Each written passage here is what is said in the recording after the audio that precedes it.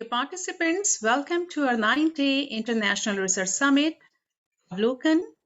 We're going to begin sharp at 7 p.m. Thanks for your patient presence.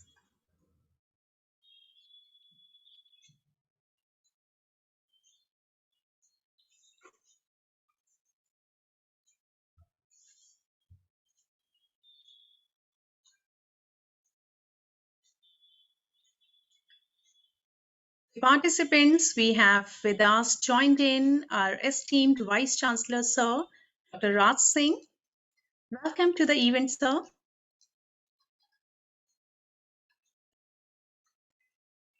Thanks for joining in, sir. A very warm welcome to you.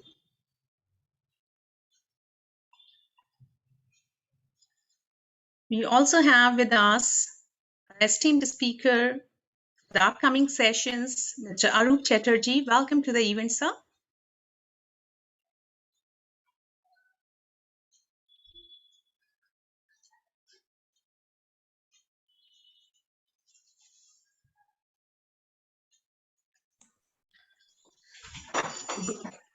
Good evening, VC sir. Thank you for coming for our event. Good evening, ma'am. How are you?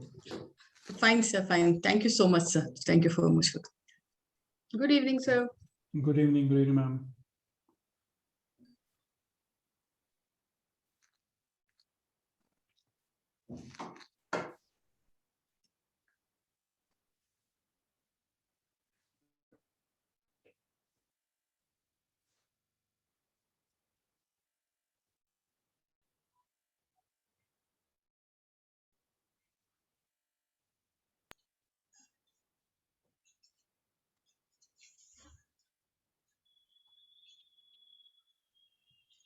Participants, welcome to our 9th-day International Research Summit, AVLOKAN.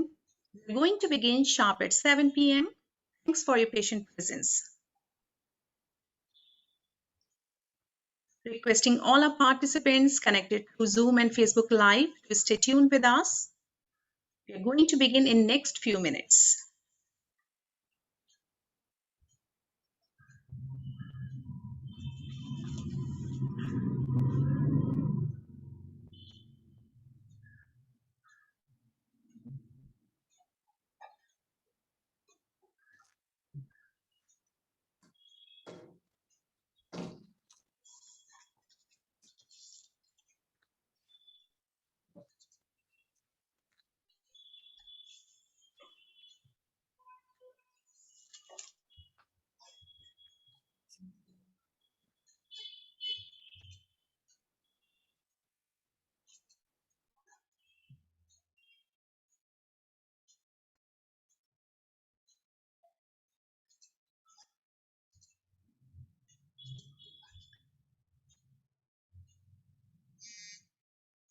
Dear participants, let me take you through the journey of 9 days, where we have with us renowned speakers apprising us with their intellect on a variety of topics. I'm sure you have lots more to take back from these sessions. So we have with us on 3rd of August, Mr. Arup Kumar Chatterjee, Principal Financial Sector Specialist, Asian Development Bank. He's going to deliver his views on the topic, for doing business with heart and soul, women need to be ahead of man. And the session is going to begin at 7:30 p.m. sharp on 3rd of August.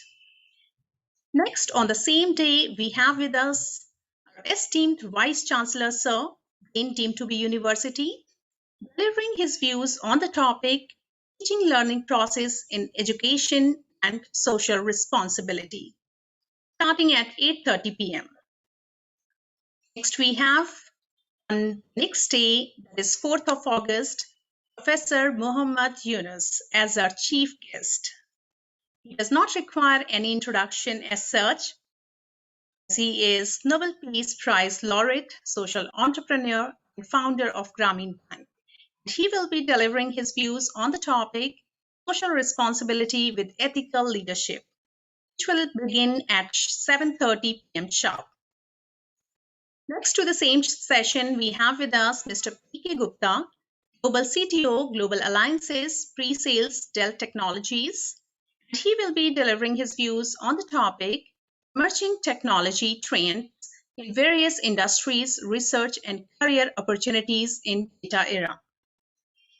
On 5th of August, we have with us as our speaker Dr. Dinesh Nilekant, Director CMS Gene, B2B University, Bangalore, and he will be speaking on the topic Role of Social Responsibility in Networking. That will begin at 7:30 p.m. sharp.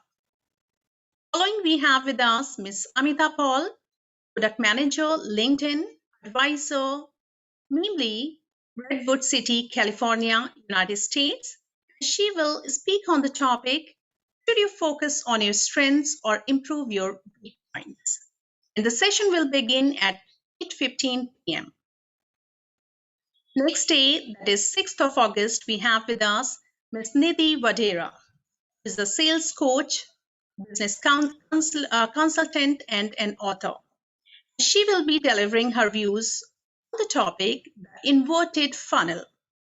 The session is going to begin at 7:30 p.m. Next, we have on the same day with us Professor V. Ranganathan, retired RBI chair and professor, IIM Bangalore. He will be delivering his views on the topic, redefining social responsibility and ethics. The session is going to begin at 8:15 p.m.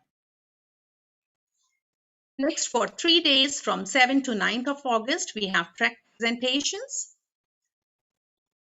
And comes the D-Day, the final day, that is 10th of August, that we all have been looking forward to. As our chief guest, we have with us Dr. Philip Kotler, father of modern marketing, S.C. Johnson's distinguished professor of international marketing.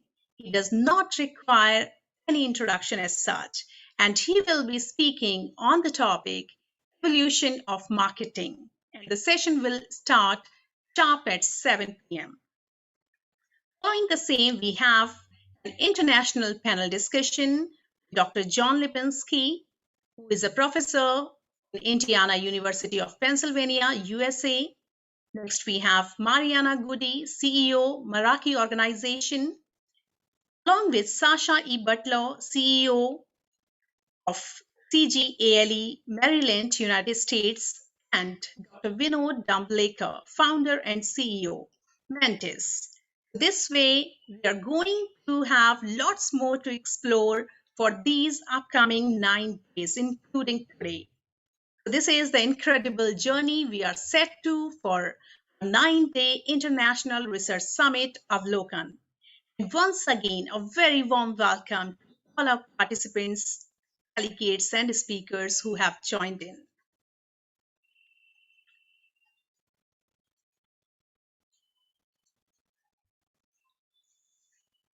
We're going to begin just in a couple of minutes. Thanks for your patient presence.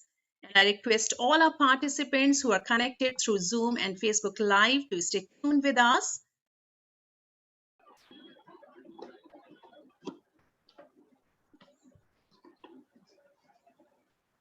The participants we have with us joined in our esteemed director, Dr. Dinesh Nilekant. Thanks for joining in, sir. A very warm welcome to you. Thank you. Thank you very much.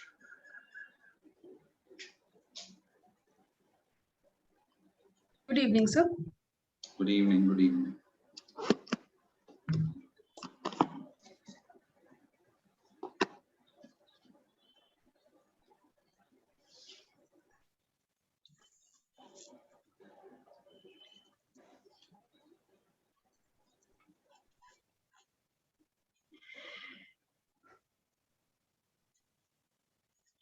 Participants, welcome once again to our 9-day International Research Summit AVLOKAN.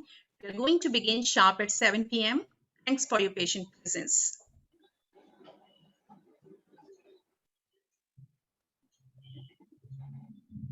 The participants we have with us joined in our Honorable Chancellor, Dr. Chainraj Roy Chand. Welcome to the event, sir. Thank you so much for presiding over this evening. Good evening, sir. Good evening, VC, sir. Good evening, Chairman, sir. Good evening, Dinesh. Good evening. Good evening.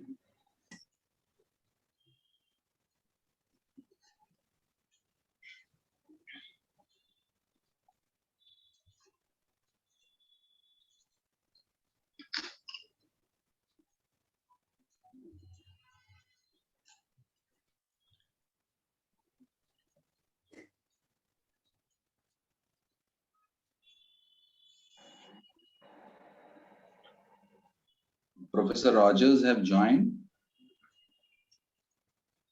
Sir, he is yet to join us. Okay. So moment he joins, you please welcome. Sure, sir. We have with us right now Mr. Arup Chatterjee, who is also one of the speakers for the upcoming day, sir. Welcome, sir.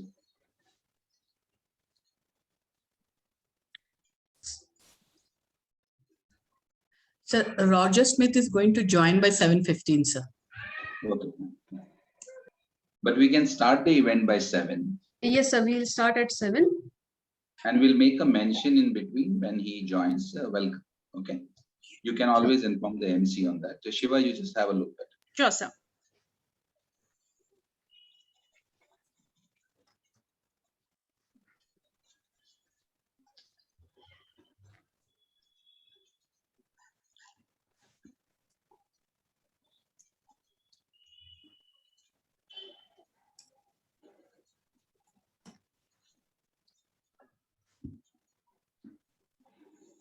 Participants, let me take you through the journey of 9 days.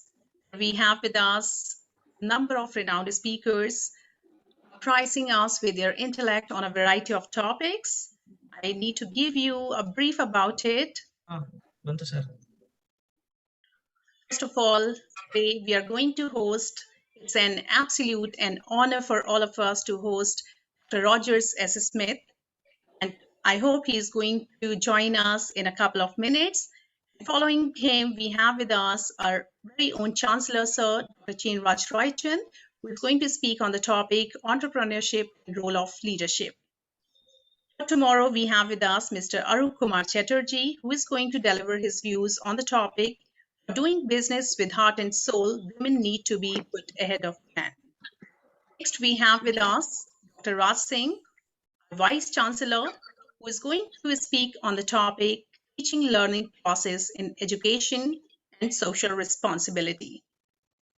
Next, we have with us on 4th of August as our chief guest, Professor Muhammad Yunus, Nobel Peace Prize laureate, social entrepreneur, and founder of Grameen Bank. Of course, he does not require any introduction as such, and he is going to deliver his views on the topic, social responsibility with ethical leadership. Right now, we also have with us joining in our registrar, Sir, Dr. NVH Krishnan. Thanks for joining in, sir. A very warm welcome to you. Sorry, sir. Okay.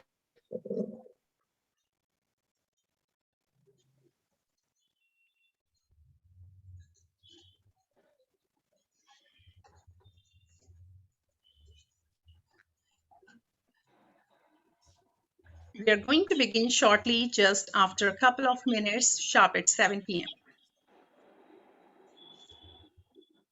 Continue the program, Shiva. After that. Sure, sir.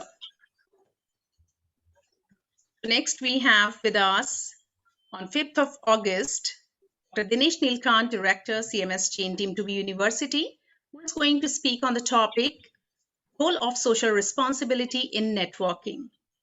Following the session, Ms. Amita Paul, who is the Product Manager, LinkedIn, she is going to deliver her views on the topic, should you focus on your strengths or improve your weak points?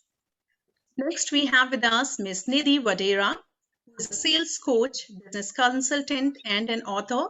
She is going to speak on the topic, the inverted funnel. Next, we have Professor V. Ranganathan, retired RBI Chair Professor, and he belongs to IIM Bangalore. He will be delivering his views on the topic, redefining social responsibility and ethics. And then comes the final day after 3 days of track presentations, where we have with us as our chief guest, Dr. Philip Kotler, father of modern marketing. And he will be apprising us on the topic, evolution of marketing. And the session is going to begin at 7 p.m. sharp on 10th of August. Now we have with us, as out of our dignitaries, we have Registrar Sir, Dr. NVH Krishnan, Thanks for joining in, sir. A very warm welcome to you.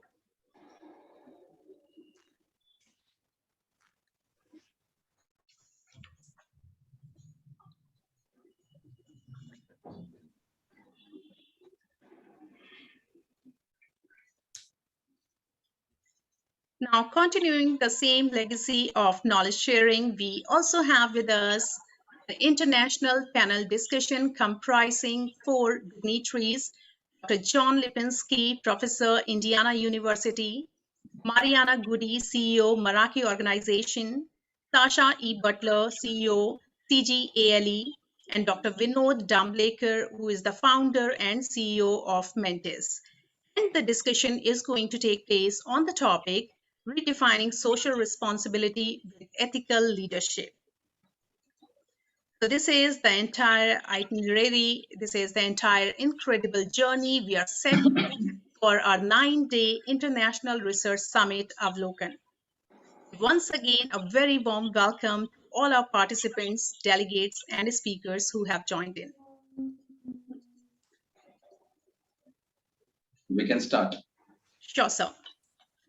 A very good evening, dear participants, delegates, and speakers. It's an absolute honor and privilege to welcome you all to our 9-day International Research Summit AVLOKAN on redefining social responsibility with ethical leadership, organized by Vidyanidhi, Student Research and Development Cell, in association with Gyanidhi, Faculty Research Cell of Center for Management Studies, Brain Team to be University. It's a moment of pride to announce that Jain Team to be University has secured 8th rank in recent India Today ranking among top 10 private universities, having achieved an A grade by the National Assessment and Accreditation Council, NAC, with CGPA of 3.31, rated A+ at state level and A at national level by CRISIL. It is considered the most desired destination for students across the globe. For its illustrious history of developing talent, it is a hub of learning in every sense of the word. Known for its emphasis on education, entrepreneurship, research, and sports, Jain Team to be University has some of the best minds in the educational and research fields and focuses on the holistic development of the students.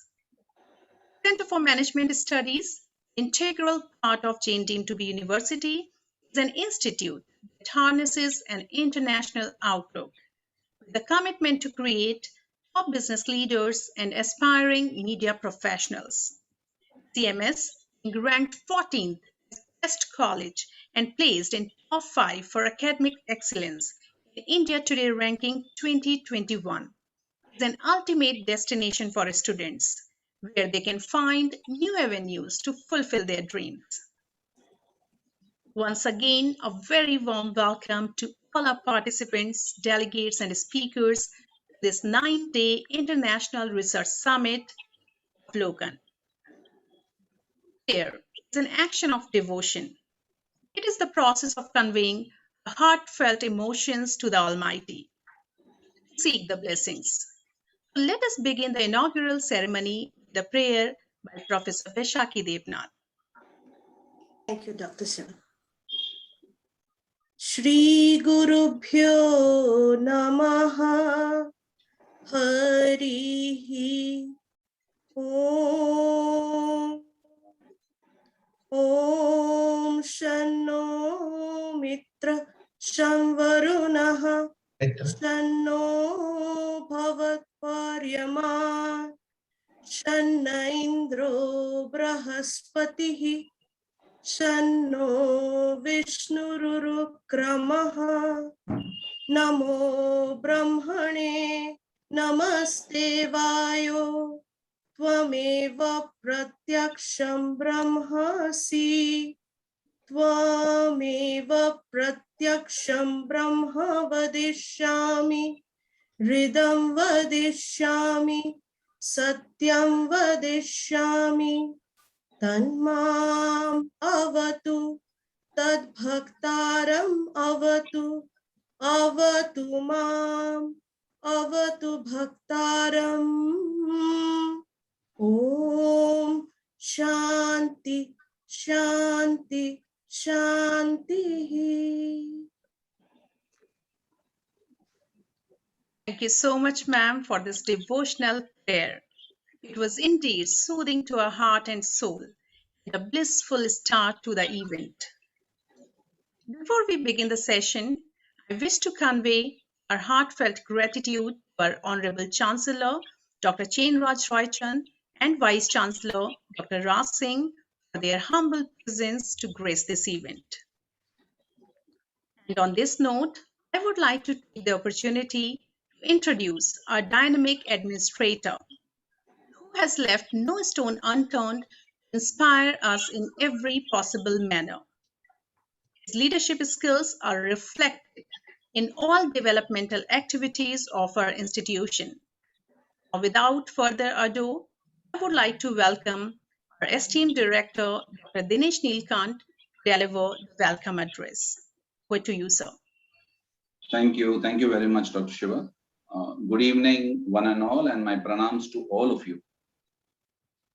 Respected Dr. Roger Smith, sir, Honorable Chancellor, Dr. Chainraj Roychand, Honorable Vice Chancellor, Dr. Raj Singh, Principal Officers of Jain University, Directors, Deans, HODs, Area Chairs, Convener Dr. Varsha Agarwal, participants and students. On behalf of Jain University CMS, Bangalore, India, I welcome you all for this particular research summit, where the theme is redefining social responsibility with ethical leadership. First, let me appreciate the efforts of the entire organizing committee, Dr. Neha, Dr. Rama, Dr. Hemant, Raghu, Shiva, Mithun, Vaishnavi, Preetam, Abhishek, and Shifa. And from the students coordinator side, it is Kiran, Pooja, Chirag, Shivani, and Kirtana.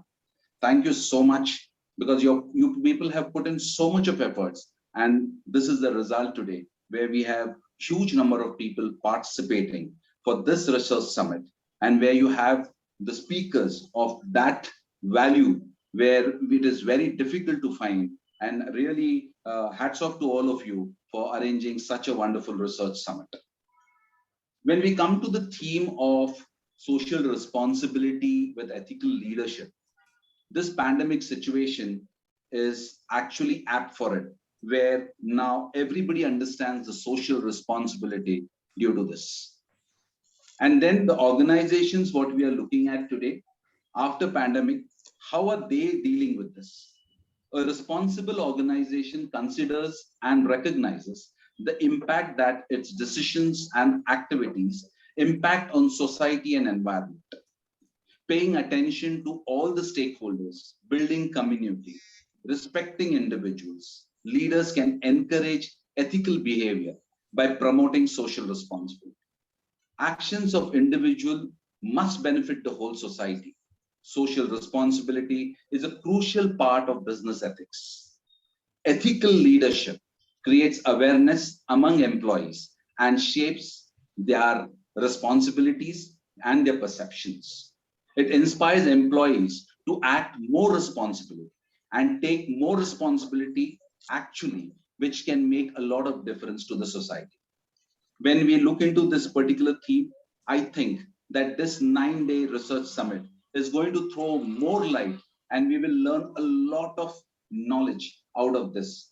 I actually am waiting for the experts to tell us that how these things are going to work, and that is how we are going to spread knowledge. So thank you very much for giving me an opportunity in this esteemed panel, and best of luck to all of you for doing such a wonderful event. Thank you very much, and over to the MC. Thank you so much, sir, to share your profound ideas with us. This address certainly benefited us with your breadth of knowledge and depth of expertise. Giving us your time really helps in making this summit fruitful to our participants. Thank you once again. Now, on this note, I would like to extend a warm welcome to our esteemed Vice Chancellor, Dr. Raj Singh, who is always there to impart his overwhelming support giving a strong and clear pathway to follow. I feel honored to take this privilege to welcome you, sir, for inspiring us with your mentorship and guidance by delivering your golden words of advices for today's event. Over to you, sir. Thank you, Dr. Shiva. So just, so excuse me, sir. Sorry to interrupt you, sir. Dr. Rogers has just joined us. Okay. A very warm welcome to our esteemed speaker, Dr. Rogers M. Smith. Welcome to the event, sir. Thanks for presiding over the event. Over to Good VC, evening, sir. sir. Thank Good you, evening. Dr. Shiva, and warm welcome to Dr. Roger Smith, our Honorable Chancellor, Dr. Chandraj Roychan, Dr. Dinesh, the Director of CMS, many other speakers who have already joined us will be speaking over next 9 days, including today, of course. Dr. Varsha Agrawal, the convener of the Research Summit, and her team of faculty and students, my colleagues from the university and institutions, teachers, researchers, representatives from industry, policymakers, civil society, from across the globe. Good evening to everyone. Good morning to different part of the world. Namaskar, Adab, Sat Sri Akal. I, on behalf of our Honorable Chancellor, who will be speaking later today, 35,000 students of Jain deemed to be university and almost 3,000 faculty and staff, and over 80,000 members of the Jain group of institutions at Bengaluru, which is known as not only the Silicon Valley of India, but legitimately of Asia. I extend a very warm welcome to 50,000 plus global audience. And this number may be varying between 50 to 70,000 over next 9 days as the Research Summit unfolds. Thank you all for being a part of this unique and unparalleled initiative of Student Research and Development Cell, which is Vidya Nidhi in Sanskrit, and the Faculty Research Cell, Gyanidhi. It wouldn't have been possible without the guidance of the director and other senior faculty members that all the audience will witness presentations, and interspersed will be the lectures and interactions with a Nobel laureate, globally renowned and acclaimed teachers and gurus and industry stalwarts from across the globe. Corporate social responsibility with ethical leadership, which is one of the topics. I believe that CSR is something which can no more be on the periphery, as has been the case in the past. At times, we have been indicating CSR as a mere formality or a reporting point. I think time has come. It has already become, in fact, an integral part of the strategy of any organizations, and academic institutions like us are no exception. Ladies and gentlemen, over last 30 years of Jain group of institutions have been nothing but a journey of excellence driven by passion. And this spirit of excellence and passion, we intend to pursue even more vigorously during the journey we just started, called Jain 2.0. The Global Summit, which is starting today, it presents a glimpse, the first glimpse of what Jain 2.0 has in store for all our stakeholders, the students, parents, industry, global community, and the society at large, as we make our contribution to redefining education for the social good. While the vision and the purpose and the broad contours of this Jain 2.0 have been clearly defined, the script of this story as it unfolds will be defined, will be shaped by the following, which I mentioned some of the points which are global as well as specific to our strategy. The script will be shaped by the pandemic and its consequences, and I understand some of the scientists predict that the consequences may linger even for up to a decade. The disruptions caused by technology and digitization in organizations across the globe, the national and international missions like the strategic development goals of United Nations and back home in India, Atmanirbhar or self-reliant India kind of missions. It will be shaped by the epicenter of military strategies shifting eastwards, consequent to formation of Quad in recent times. The new form of democracy which is evolving, wherein the concerns of extreme freedom of speech and the debate between security and privacy heating up. Market sophistication and of course the skill set of people redefining or defining the green frontier sectors of the industry. A never before kind of scrutiny of governance system at organizational and national levels. And of course, back home, by the new national education policy, we call it popularly as NEP 2020.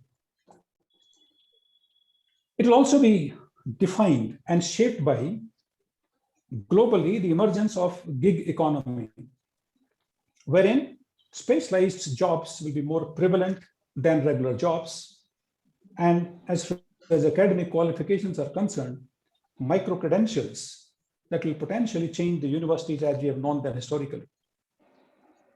At Jain University, a strategy will be defined by global benchmarking and in some cases our own benchmarks, and at the same time remaining locally relevant.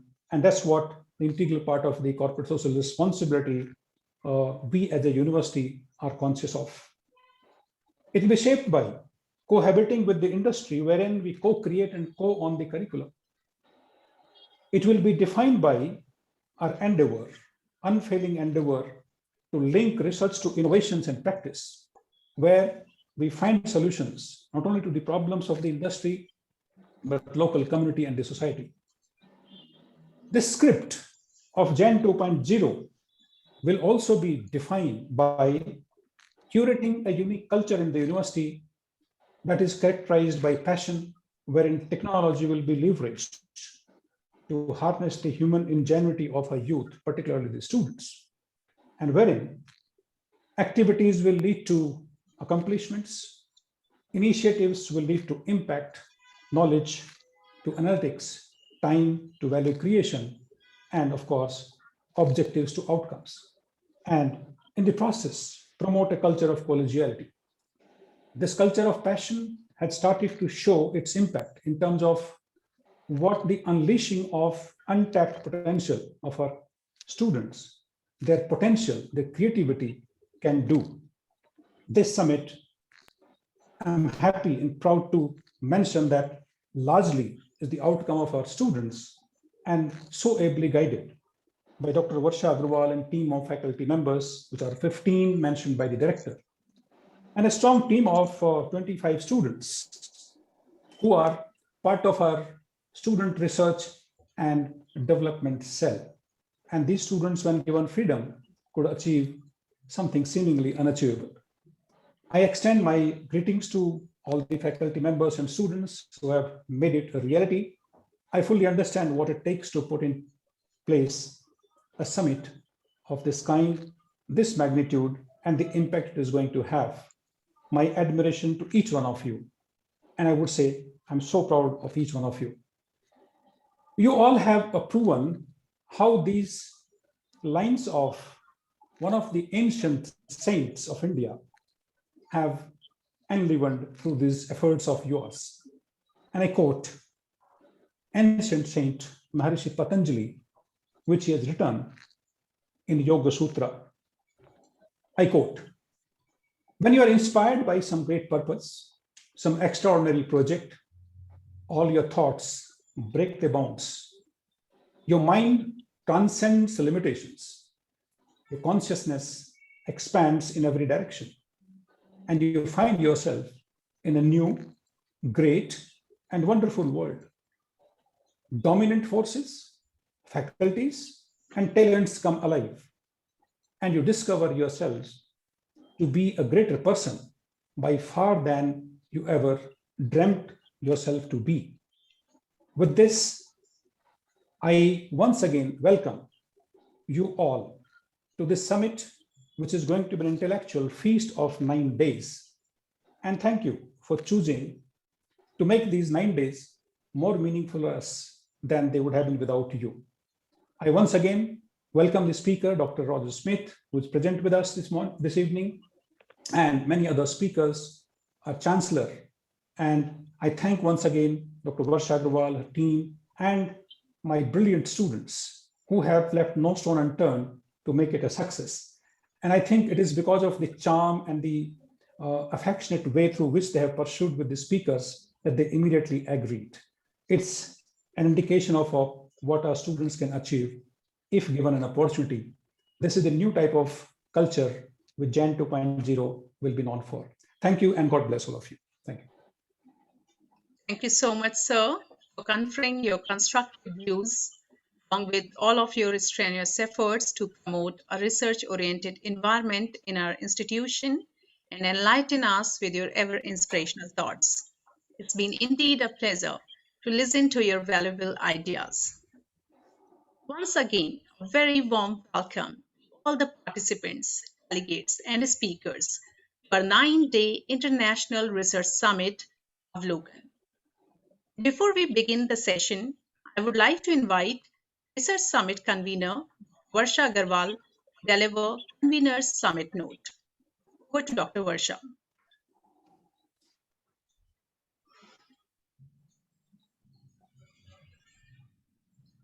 Dr. Varsha, you need to unmute yourself.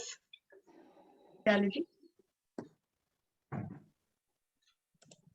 I have done. Am I audible now? Yes, you're audible. Please go ahead. Thank you, Dr. Shiva. Good evening, everyone. Colin Powell said, "A dream does not become reality through magic. It takes sweat, determination, and hard work."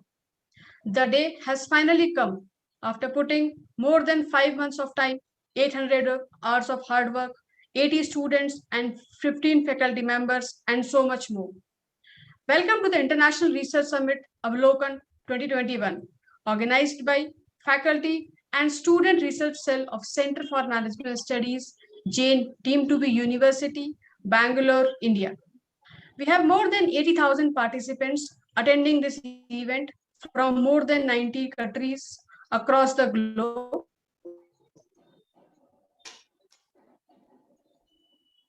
Such as United States, Indonesia, to name a few.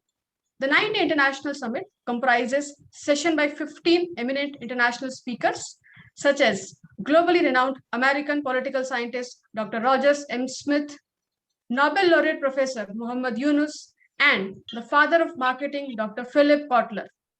The summit also holds panel discussion along with research paper and case study presentations, offering 4 tracks: finance, marketing, general management, and human resource, with the reception of 250 papers, out of which 160 papers have been shortlisted for presentation from across the globe. For motivational purpose, the best papers are going to be awarded with cash prizes.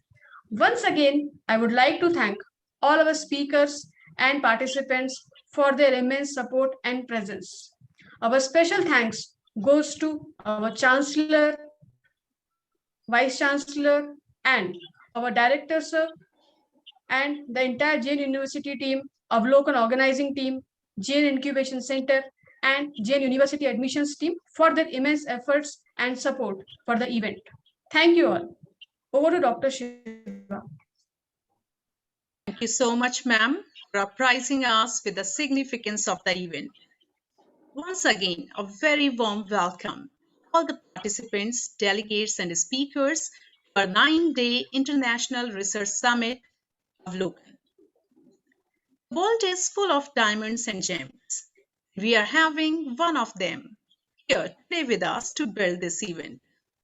Ladies and gentlemen, this quote aptly justifies once-a-lifetime moment, as we have with us one of the most precious intellectual gems on earth coming for this event. We are privileged to give the start to our research summit through this magnetic personality, bringing the best to you in this session today. And on this note, I would like to invite Professor Shankar Prasad presenting to you, our esteemed speaker of the session. Over to Professor Shankar. Thank you, Dr. Shiva. With immense respect and gratitude, I feel honored to take this privilege in bringing to our esteemed keynote speaker of the session, Dr. Rogers M. Smith. Dr. Smith is a renowned Christopher H. Brown Distinguished Professor of Political Science at University of Pennsylvania. He centers his research on constitutional law, American political thought, and modern legal and political theory, with special interest in questions of citizenship, race, ethnicity, and gender.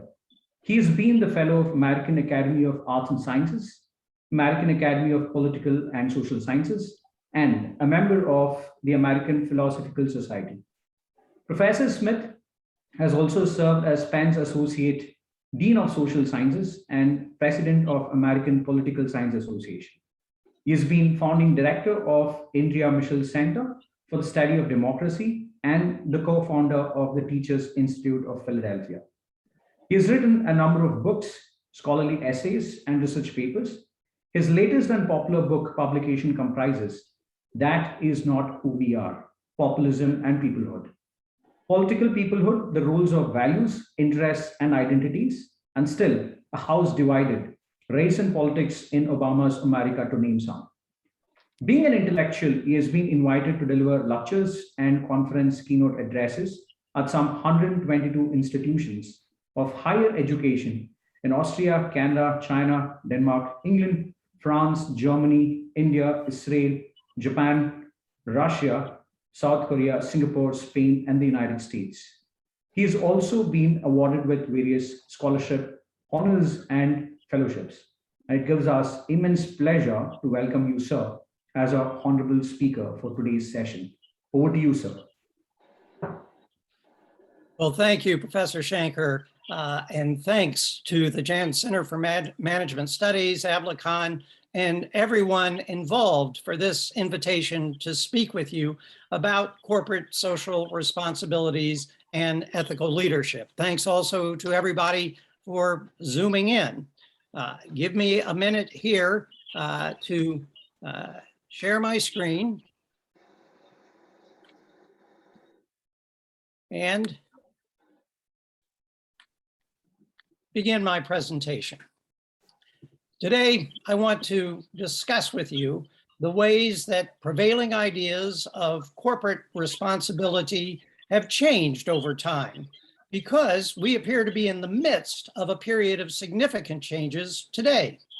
I regard many of the changes toward renewed embrace of broader rather than narrower notions of corporate social responsibility after a half century in which narrower notions have predominated as promising, commendable changes, but they are also legitimately disputable.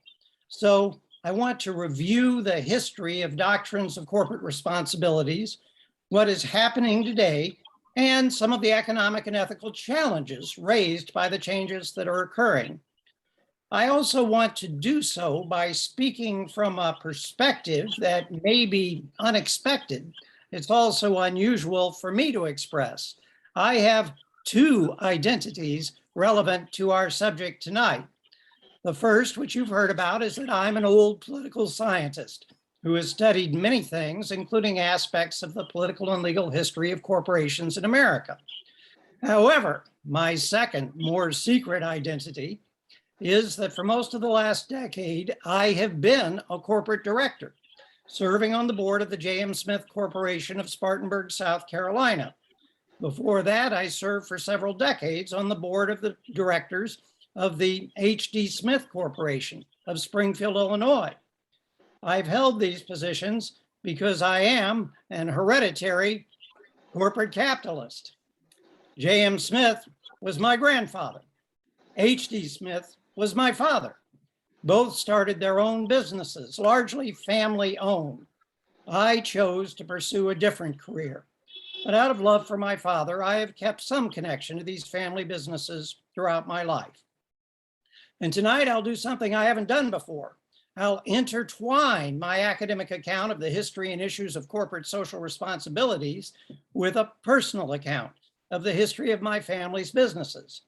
That necessarily means my discussion will focus on the USA, which I regret for this international audience. But the stories I will tell are in fact deeply intertwined, and I think they have some relevance to corporations and families everywhere. A friend of mine from India once told me the story of an Indian corporate leader who was criticized for nepotism for hiring his son. The corporate leader replied, "And who should I hire? Your son?" Though the dangers of nepotism are real, one point I will make is that in this era of huge corporations, often the ethics of a smaller family-owned business can facilitate valuable forms of corporate social responsibility in ways that may not be commonly appreciated. Today, many people tend to think of virtually all businesses as corporations and all corporations as businesses, but it was not always that way.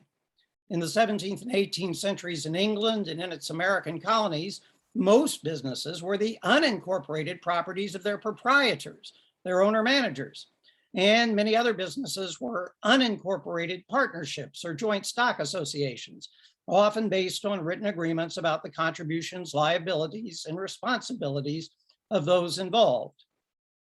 To be incorporated, an entity had to obtain a special corporate charter, usually from the Parliament and the Crown in England or the Colonial Assembly in the North American colonies. At first, most corporate charters went to political bodies like municipalities or to religious organizations or to philanthropic charities and foundations, often called eleemosynary corporations. Sometimes, however, legislatures did grant corporate charters to for-profit businesses that they thought would be particularly beneficial to the whole community. These businesses might build roads, bridges, canals, ferries, wharves, mills, whose operations promised to help the economic growth of the whole colony. These corporations might be banks that would help make investments in such publicly beneficial businesses possible. That is the key fact to understand about early American corporations, mostly created by individual special charters from legislatures. They were all understood to have social responsibilities because they were all understood to have been given special privileges by colonial governments in order to contribute in their distinctive ways to the public good. Corporate charters were given to educational institutions like colleges to educate the native tribes and the colonists themselves. Corporate charters were granted to hospitals to aid the sick, and to charitable trusts to aid the poor, and to churches to encourage healthy forms of religion. And charters were given again to those special for-profit businesses that the colonial governors thought were most needed. But by the end of the 18th century, there were still only about 300 corporations in the United States. Most had incorporated after 1790, as the newly independent nation aggressively pursued developments of many kinds. They were mostly different kinds of public service organizations. Only 8 were manufacturing corporations. So in those days, the word corporation conjured up images of towns, churches, colleges, and philanthropic foundations more immediately than it did for-profit businesses. In fact, neither English nor American law made much distinction between types of corporations, political, philanthropic, businesses, precisely because they were all understood to be incorporated to serve the public interest. When in the early days of the new American National Republic, the US Supreme Court decided a major case on legislative powers over corporations, Dartmouth College versus Woodward, its ruling was universally understood to apply automatically also to business corporations, not just incorporated colleges, because business corporations weren't supposed to be all that different from publicly beneficial nonprofits. And again, they also weren't the most visibly dominant form of corporations. Nonetheless, in the new American states after the American Revolution, for-profit businesses increasingly sought to be incorporated because there were advantages to incorporation that made this form of business organization preferable to the going alternatives. What were those advantages? Let me stress three related ones. First, and most importantly, limited liability, which was and is a huge magnet for investors. Limited liability means, of course, that investors can buy into a corporation and receive a share of its profits. But if it goes broke and incurs great debts, the corporation, not the investors, is legally responsible for those debts. The investors may lose their investments, but they do not have to pay off all the corporation's debts from their personal funds. In early America, capital was scarce, and many businesses needed foreign investment to get off the ground. Limited liability, which unincorporated proprietorships and partnerships did not offer, was a huge help. The second advantage was perpetual legal life. If a proprietor of a mill died, it often wasn't clear who, if anyone, would run the mill and who would pay its debts. If you were a customer who depended on the mill, or if you were a creditor who was owed money by the mill, this was bad news. But a corporation could survive turnover in its management and owners, making it more likely that it would continue to provide its socially valuable services and pay its bills. Third, governing assemblies sometimes gave corporations special powers, especially the power of eminent domain, the authority to require other private property holders to sell their property to the corporation in return for what the law deemed to be just compensation. In this way, land could be acquired for a toll road or for extending a canal or an array of commercial docks. These were pretty terrific advantages, all justified in the name of the contributions to the public that business corporations, like other corporations, were expected to make. So in those days, to raise the question of whether corporations had certain social responsibilities would have sounded strange. Everyone understood that corporations were given charters to be corporations precisely so they could fulfill certain social responsibilities. But as the 19th century proceeded in the US, things began to change. Not surprisingly, in the early days of the new American nation, the most valuable business charters often went to the leading families of the day, which meant the rich got richer. Not surprisingly, within a couple of decades, ambitious young men who were not from leading families became bitterly resentful of these advantages, these special privileges that a small percentage of Americans enjoyed, often at the expense of those who were trying to launch their own businesses, but who lacked corporate charters and the advantages they bestowed. These discontents, combined with the advantages the corporate form offered, generated a wave of new state laws in the 19th century that are known as general incorporation laws. These laws meant that special charters from state legislatures were no longer required to incorporate. Instead, the state legislatures set certain statutory requirements that all applicants had to meet. But as long as they did, anyone could now form a corporation. By the end of the 19th century, some states competed to have the most business-friendly incorporation laws so that many businesses would locate there, at least on paper. It's widely known that the eventual winner was and is President Joe Biden's home state of Delaware. Today, more than 50% of publicly traded companies in America are incorporated in Delaware, and more than 60% of Fortune 500 companies. The H.D. Smith Corporation was based, as I said, in Springfield, Illinois, and for decades served only the middle of America, but it was incorporated in the East Coast state of Delaware. The rise of general incorporation laws meant over time that most businesses in America came to be incorporated, and this new reality shifted conceptions of corporations' social responsibilities. Now, corporations were thought of primarily as businesses, and it was understood that most corporations sought to earn profits in competitive markets. They were still understood to provide services to the public, but these were increasingly understood as services valued by consumers in the marketplace, not by governments bestowing privileges. This transition was far from total, and it was far from uncontroversial. In the pre-Civil War period, Southern judges often challenged the legal privileges of corporations, denying that corporations should be considered legal persons. They did so in part because the Southern economy was primarily agricultural. Most Southern wealth was in the ownership of land and, sad to say, of enslaved persons. These were owned by individual proprietors, especially large plantation owners, not corporations, although the Southern plantation owners did business regularly with Northern corporations such as textile mills.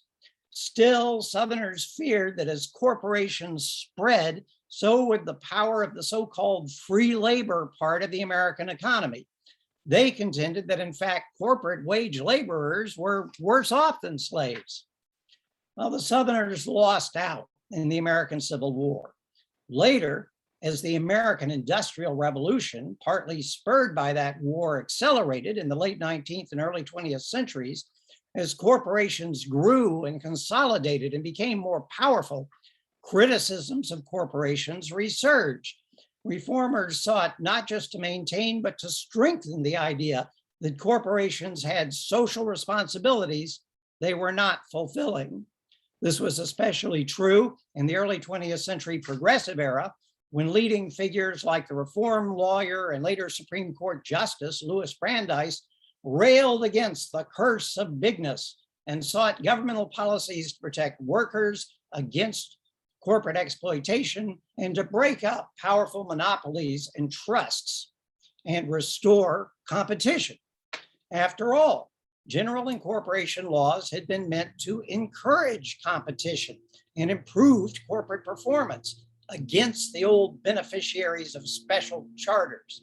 So, even though corporations created under general incorporation laws were expected to be competitive for-profit businesses, they were still expected to act in ways that served the public good.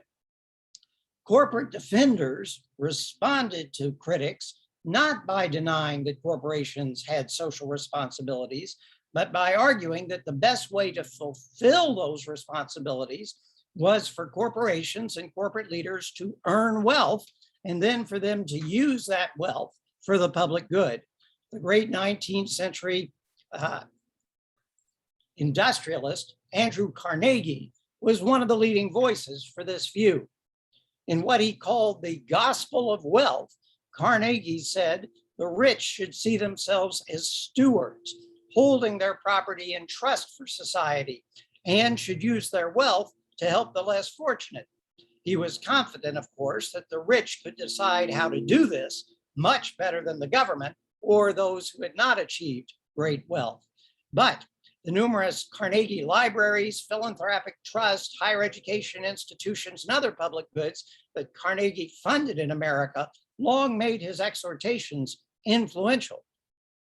It was shortly after the Progressive period in the 1920s that my grandfather started the J.M. Smith Corporation.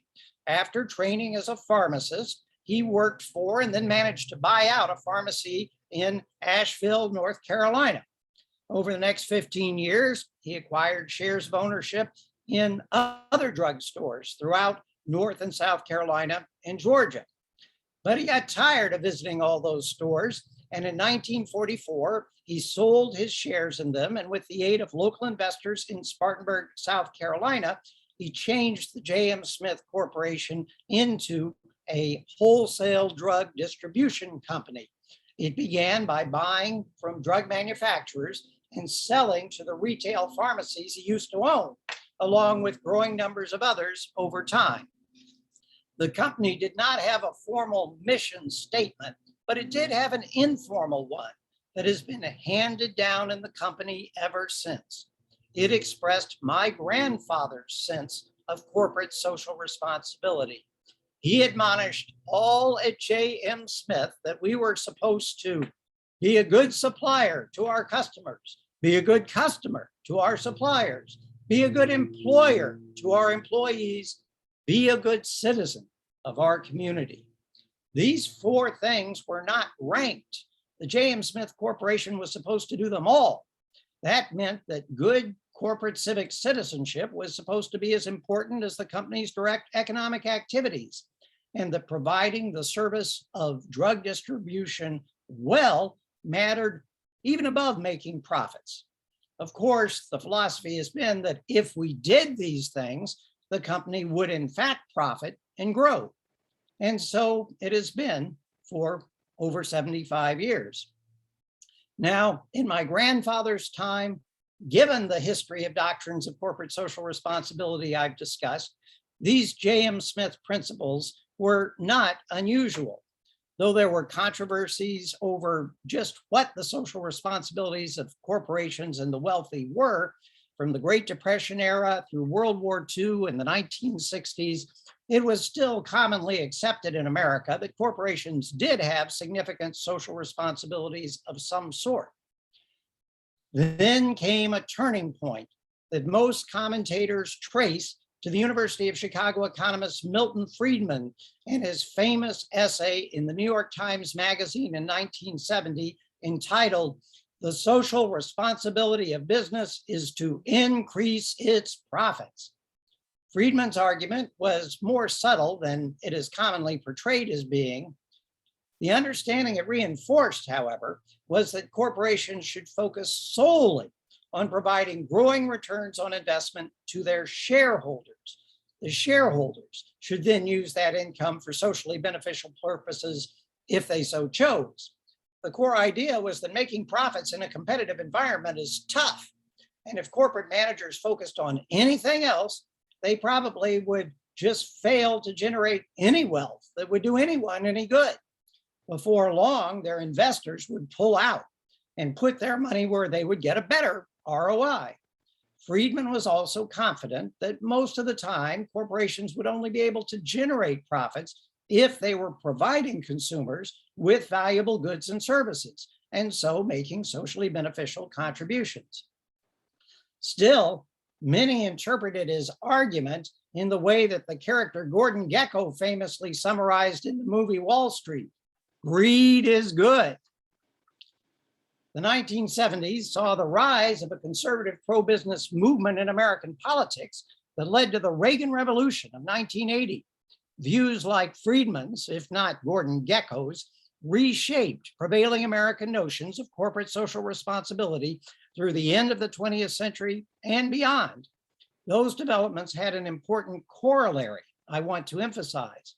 American notions of antitrust policy also shifted in ways that are commonly traced to the writings of Yale law professor and Reagan Supreme Court nominee Robert Bork. Bork and others argued that the only thing really wrong with the rise of oligopolies and monopolies was that that rise might permit huge corporations to gouge consumers with needlessly high prices. But if big corporations refrained from doing so, their economies of scale and their research and development capacities probably improved their contributions to their customers and society as a whole. Under the influence of these ideas, American antitrust enforcement diminished tremendously in the same period when Friedman's views of corporations' limited social responsibilities were gaining influence. And in many industries in America, oligarchies and virtual monopolies have grown ever since. We've seen this dramatically in the wholesale drug distribution industry. When my grandfather became a wholesaler in 1944, when my father started his own wholesale drug distribution business half a country away in 1954, there were over 500 drug wholesalers in America. Today, there are less than 30, and 3 companies, AmerisourceBergen, Cardinal, and McKesson, known as the Big Three, now control 95% of the market. They're able to do so because their size enables them to keep prices to pharmacies lower than small wholesale drug companies can afford to do. Those smaller companies, like my family's businesses, have to compete chiefly on quality of service, speed, and accuracy of orders delivered.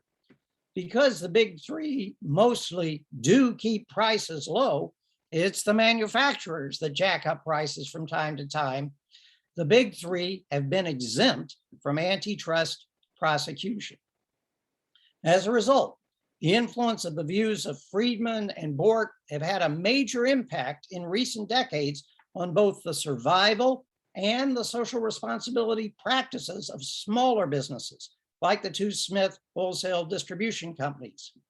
After my grandfather's death in 1951, my father started his own independent business, the H.D. Smith Company, because without my grandfather's support, his plan to start a new branch in the distant state of Illinois, where my great uncle lived, was not supported by the outside investors in the J.M. Smith Corporation in South Carolina. My dad, therefore, started a wholly separate business in Illinois that was entirely family owned. This helped him to run his business and to practice corporate social responsibility in line with his and his father's views. Now, my dad was a great businessman, but not a greedy one. He preferred slow, steady growth that gave the family a sound financial foundation while leaving time for civic activities and a rich family social life. Because he did not have to show investors that he was generating greater returns than other investments might do, all the shareholders were family members who stood by him, he could reinvest in the business to enable long-term success, and he could make civic contributions. Under his leadership, both the H.D. Smith and the J.M. Smith corporations created philanthropic foundations so that not just their shareholders, but their employees could use the wealth the company generated for the public good. Each foundation encouraged employees to make gifts to the foundation, accompanied by a designation of the employee's preferred charity. Then the foundation would give double the amount of that employee's gift to that charity. My father also saw the family-owned business as providing us with something akin to what American yeoman farmers who own their own farms were supposed to have had back in Thomas Jefferson's day. The family businesses provided a secure financial basis that helped us feel free to speak our minds as citizens without dependence on any benefactor or government agency. But under the sway of the ideas of people like Friedman and Bork, American regulations created market conditions that have made it harder and harder for small businesses with strong senses of corporate social responsibility to compete. After my father's death 6 years ago, my brothers, who unlike me did go into the family business, eventually decided that it was now wisest for them to provide for the family by selling the company at last to one of the big three. The J.M. Smith Corporation, in contrast, is carrying on. But in all candor, our margins no longer allow us to make such substantial foundation and civic contributions as we have done in the past.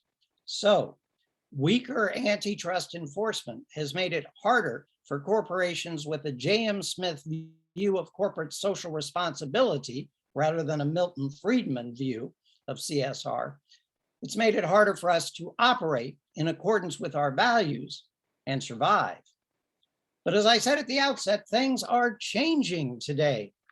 Not only are the media increasingly critical of the view that a corporation's only responsibility is to maximize returns to shareholders, many leading corporations, including the 200 major businesses that comprise the Business Roundtable, are publicly announcing that their focus is no longer simply on shareholders, it is on all stakeholders, whom the Business Roundtable's president has recently defined, much like J.M. Smith, as including customers, employees, and communities.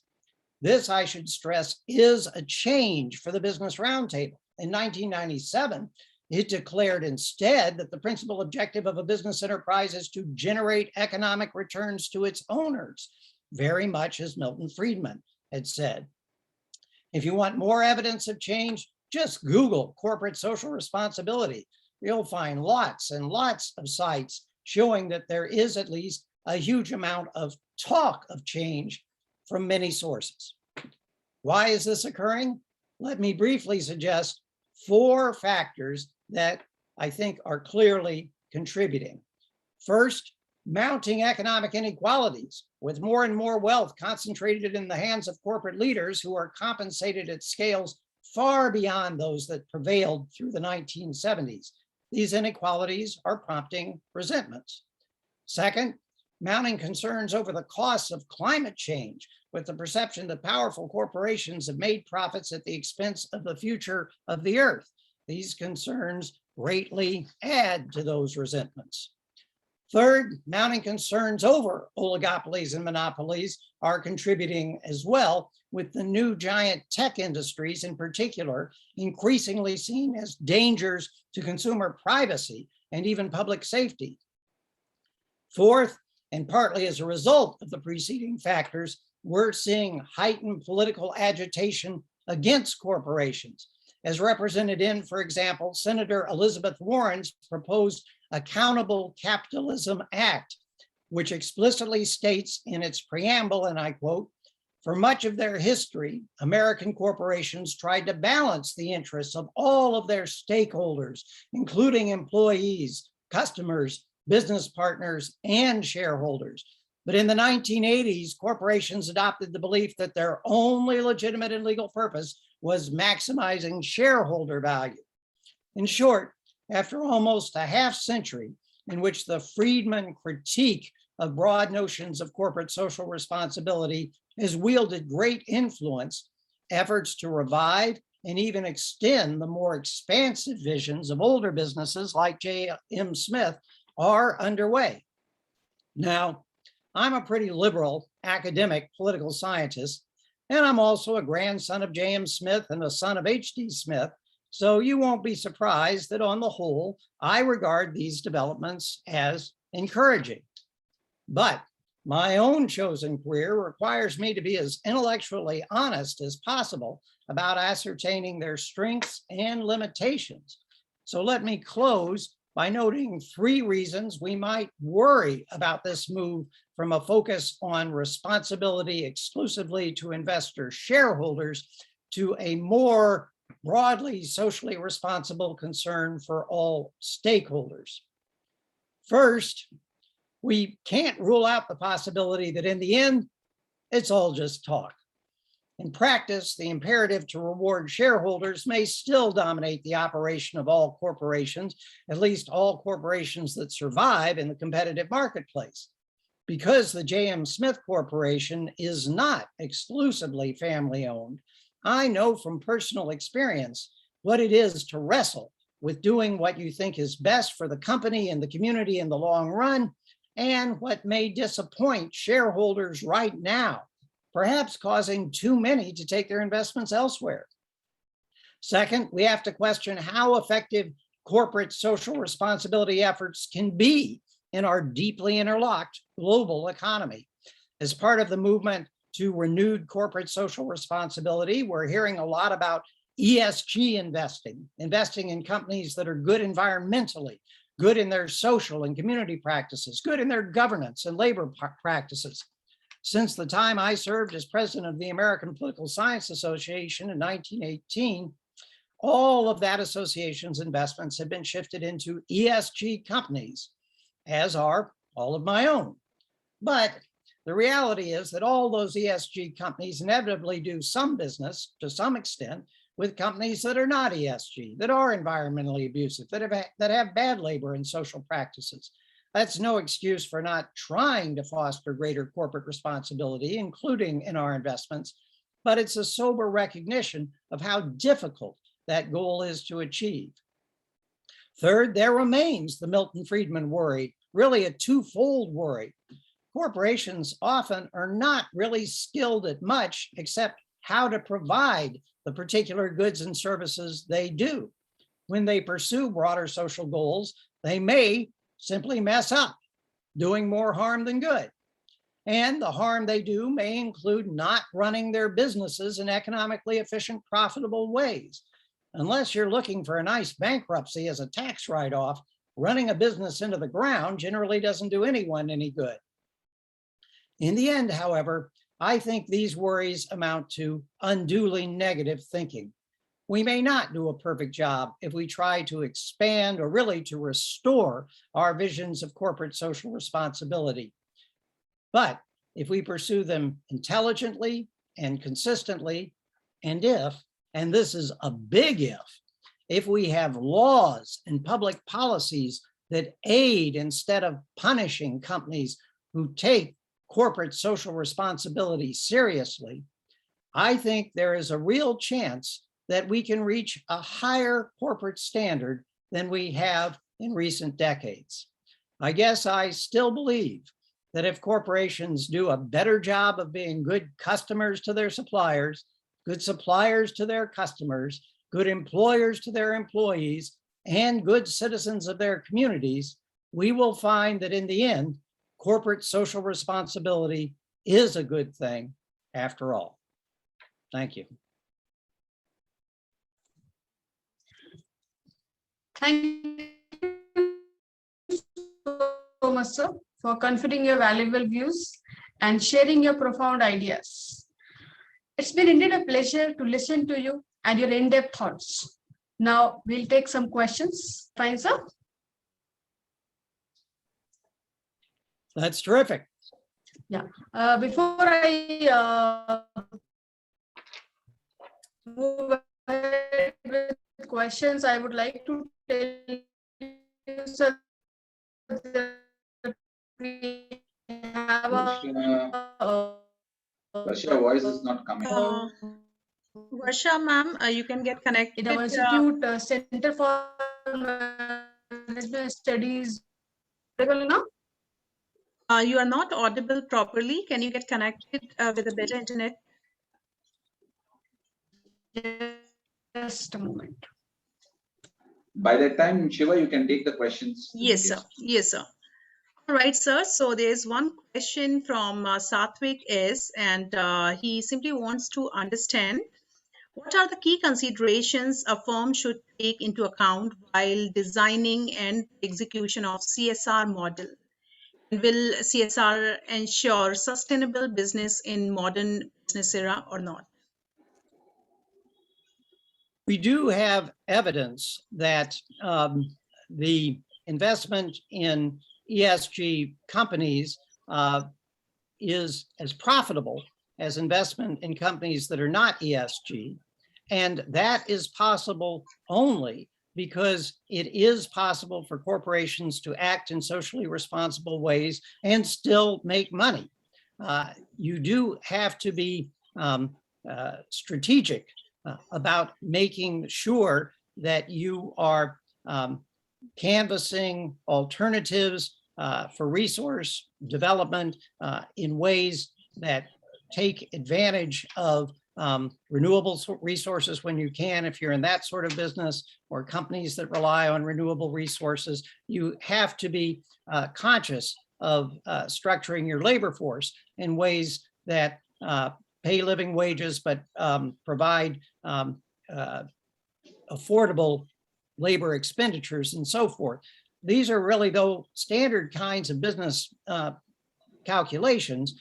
And what's happened now is that precisely because we do have a movement for corporate social responsibility that includes environmental, labor, consumer safety concerns, there are many more alternatives to operate profitably in a socially responsible way than there were in the past. You just have to look for those opportunities. Well, thank you so much, sir, for answering the question quite in detail, quite in depth, and for a better understanding for all of us. Thank you once again, sir. Dr. Varsha, would you like to come up for the next question? Am I audible now? Yes, you are audible. You can go ahead. Yeah, I wanted to check. Am I audible properly now? Yes, audible. Go ahead. Okay. Yes, sir. So first of all, thank you so much for accepting our invite. And I was trying to say that we have a full-fledged research cell set up in our institute, Center for Management Studies, deemed to be university. And we have few students from our student research and development cell Vidyan. Dr. Varsha, I would ask you to take a pause here. Again, we are having some keen to Okay. listen to you, Okay. and they are very much passionate, and they are quite Thank you, Dr. Varsha. Yes, am I audible Uh, now? Am I audible Yes, now? yes, Dr. Varsha, you are audible. Yes. Okay. Here we can move on to the very Okay. first Okay, question ma'am. from So our I will go ahead with SRDC your student. Yes. Students? Yeah. Radhika? Dr. Shiva, you can take the questions, please. Yeah. Yes, sir. Right, so we have a few students from SRDC, Research Cell of CMS, and they have a few questions to ask. So I would like to ask the first student to go ahead with the question, please. Radhika, you can ask your question. Yes, ma'am.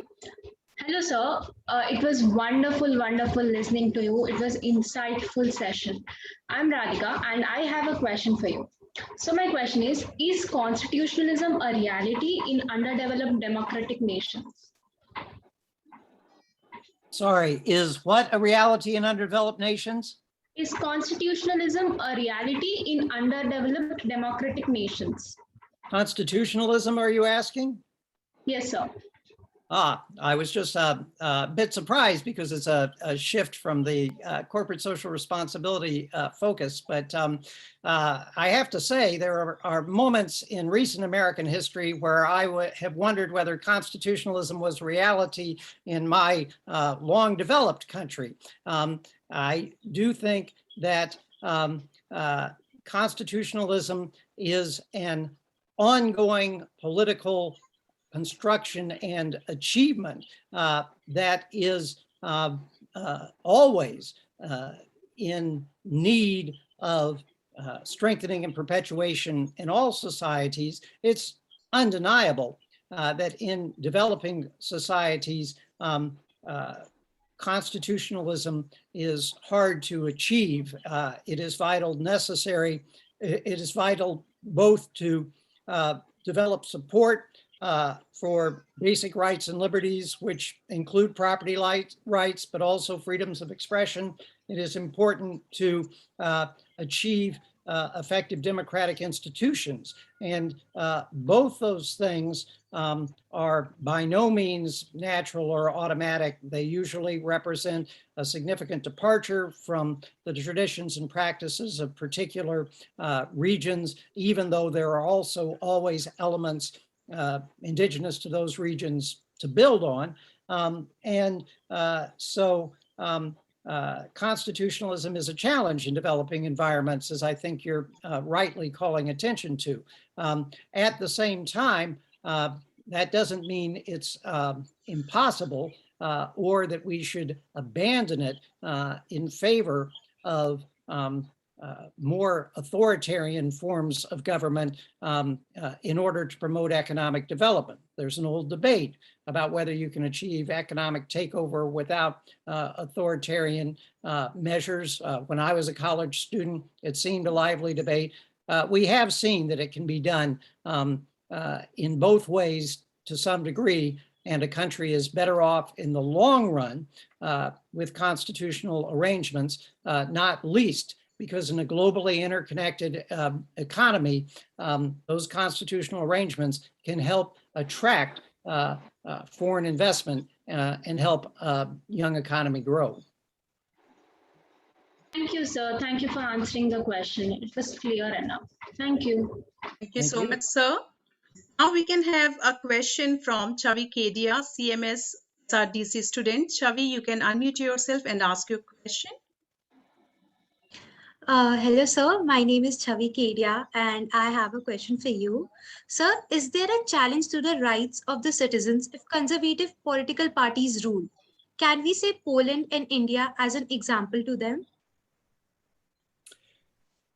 Well, I don't think it's my place here to engage in a discussion of Indian politics, although I will note that there is a discussion of India in my most recent book, That Is Not Who We Are, Populism and Peoplehood.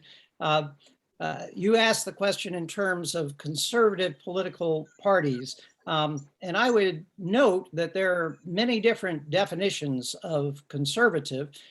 In my mind, the best forms of conservatism are ones that value traditions of human dignity and human rights, which are deeply rooted in the religious and moral and spiritual traditions of many societies throughout the world. And I would certainly include India with all its diverse religious and spiritual traditions in that category. I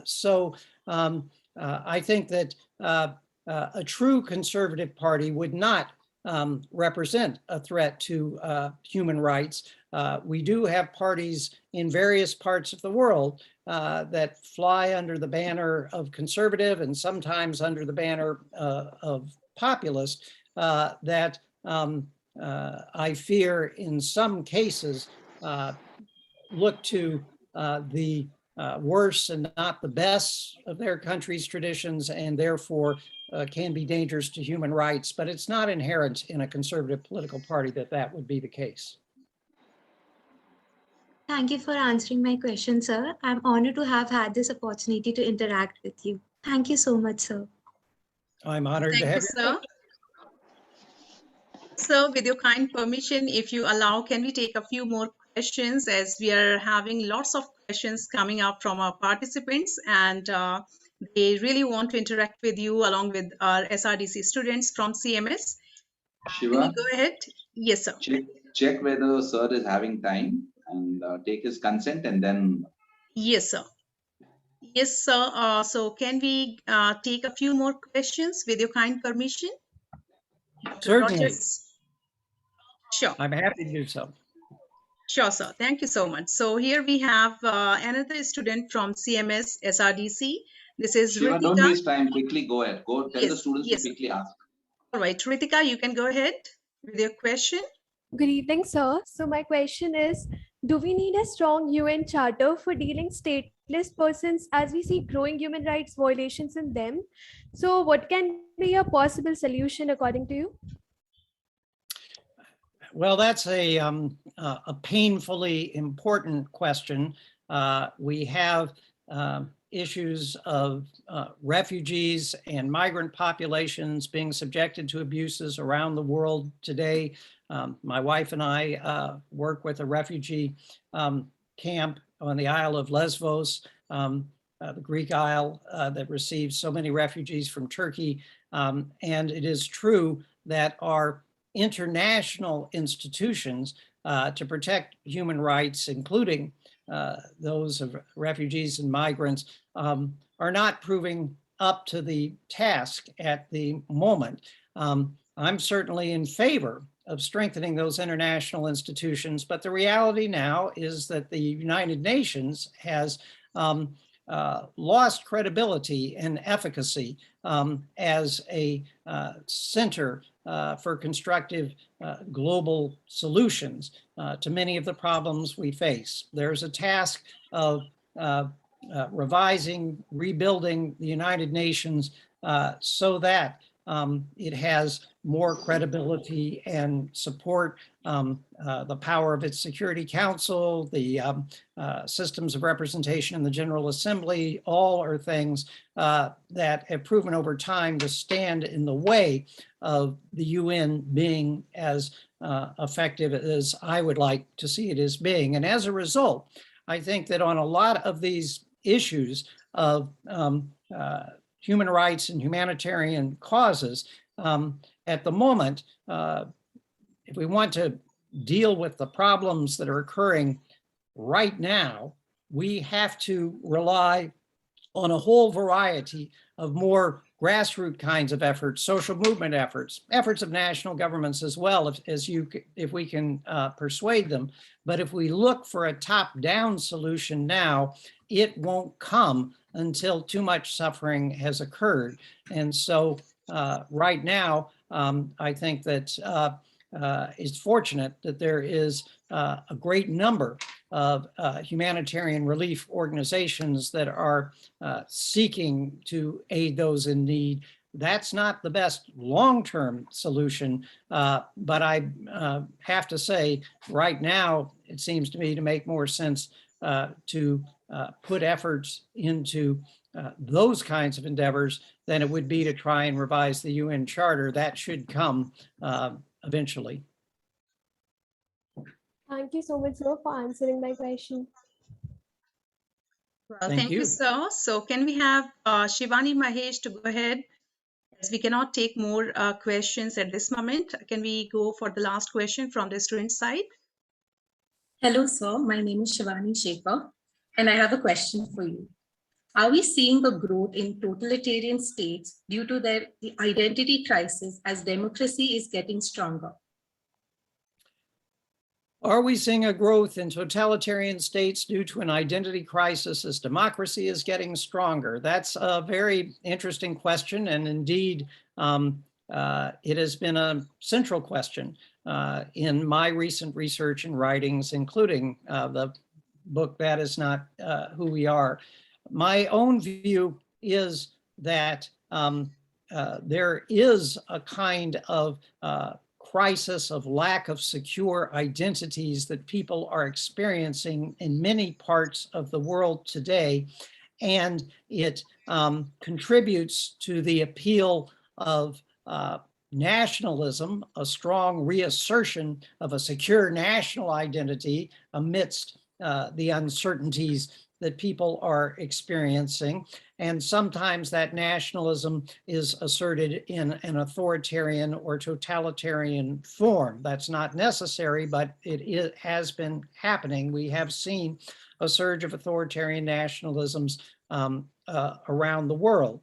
I trace that not so much to the threat that democracy poses alone, although it is true that the spread of novel political institutions and especially the spread of political institutions and doctrines of human rights that break down a lot of traditional hierarchies, a lot of traditional structures of power, of men over women, over some racial or ethnic groups over others, over some religious groups over others. These kinds of transformations do create for those born into the benefits of those hierarchical systems some sense of loss, some sense of identity crisis, some sense of longing to try and reimpose the past by totalitarian measures if necessary. It's also true that the rise of a global economy has made people both more aware of the world's diversity in ways that make their inherited identities not seem so natural and unquestionable as they used to be.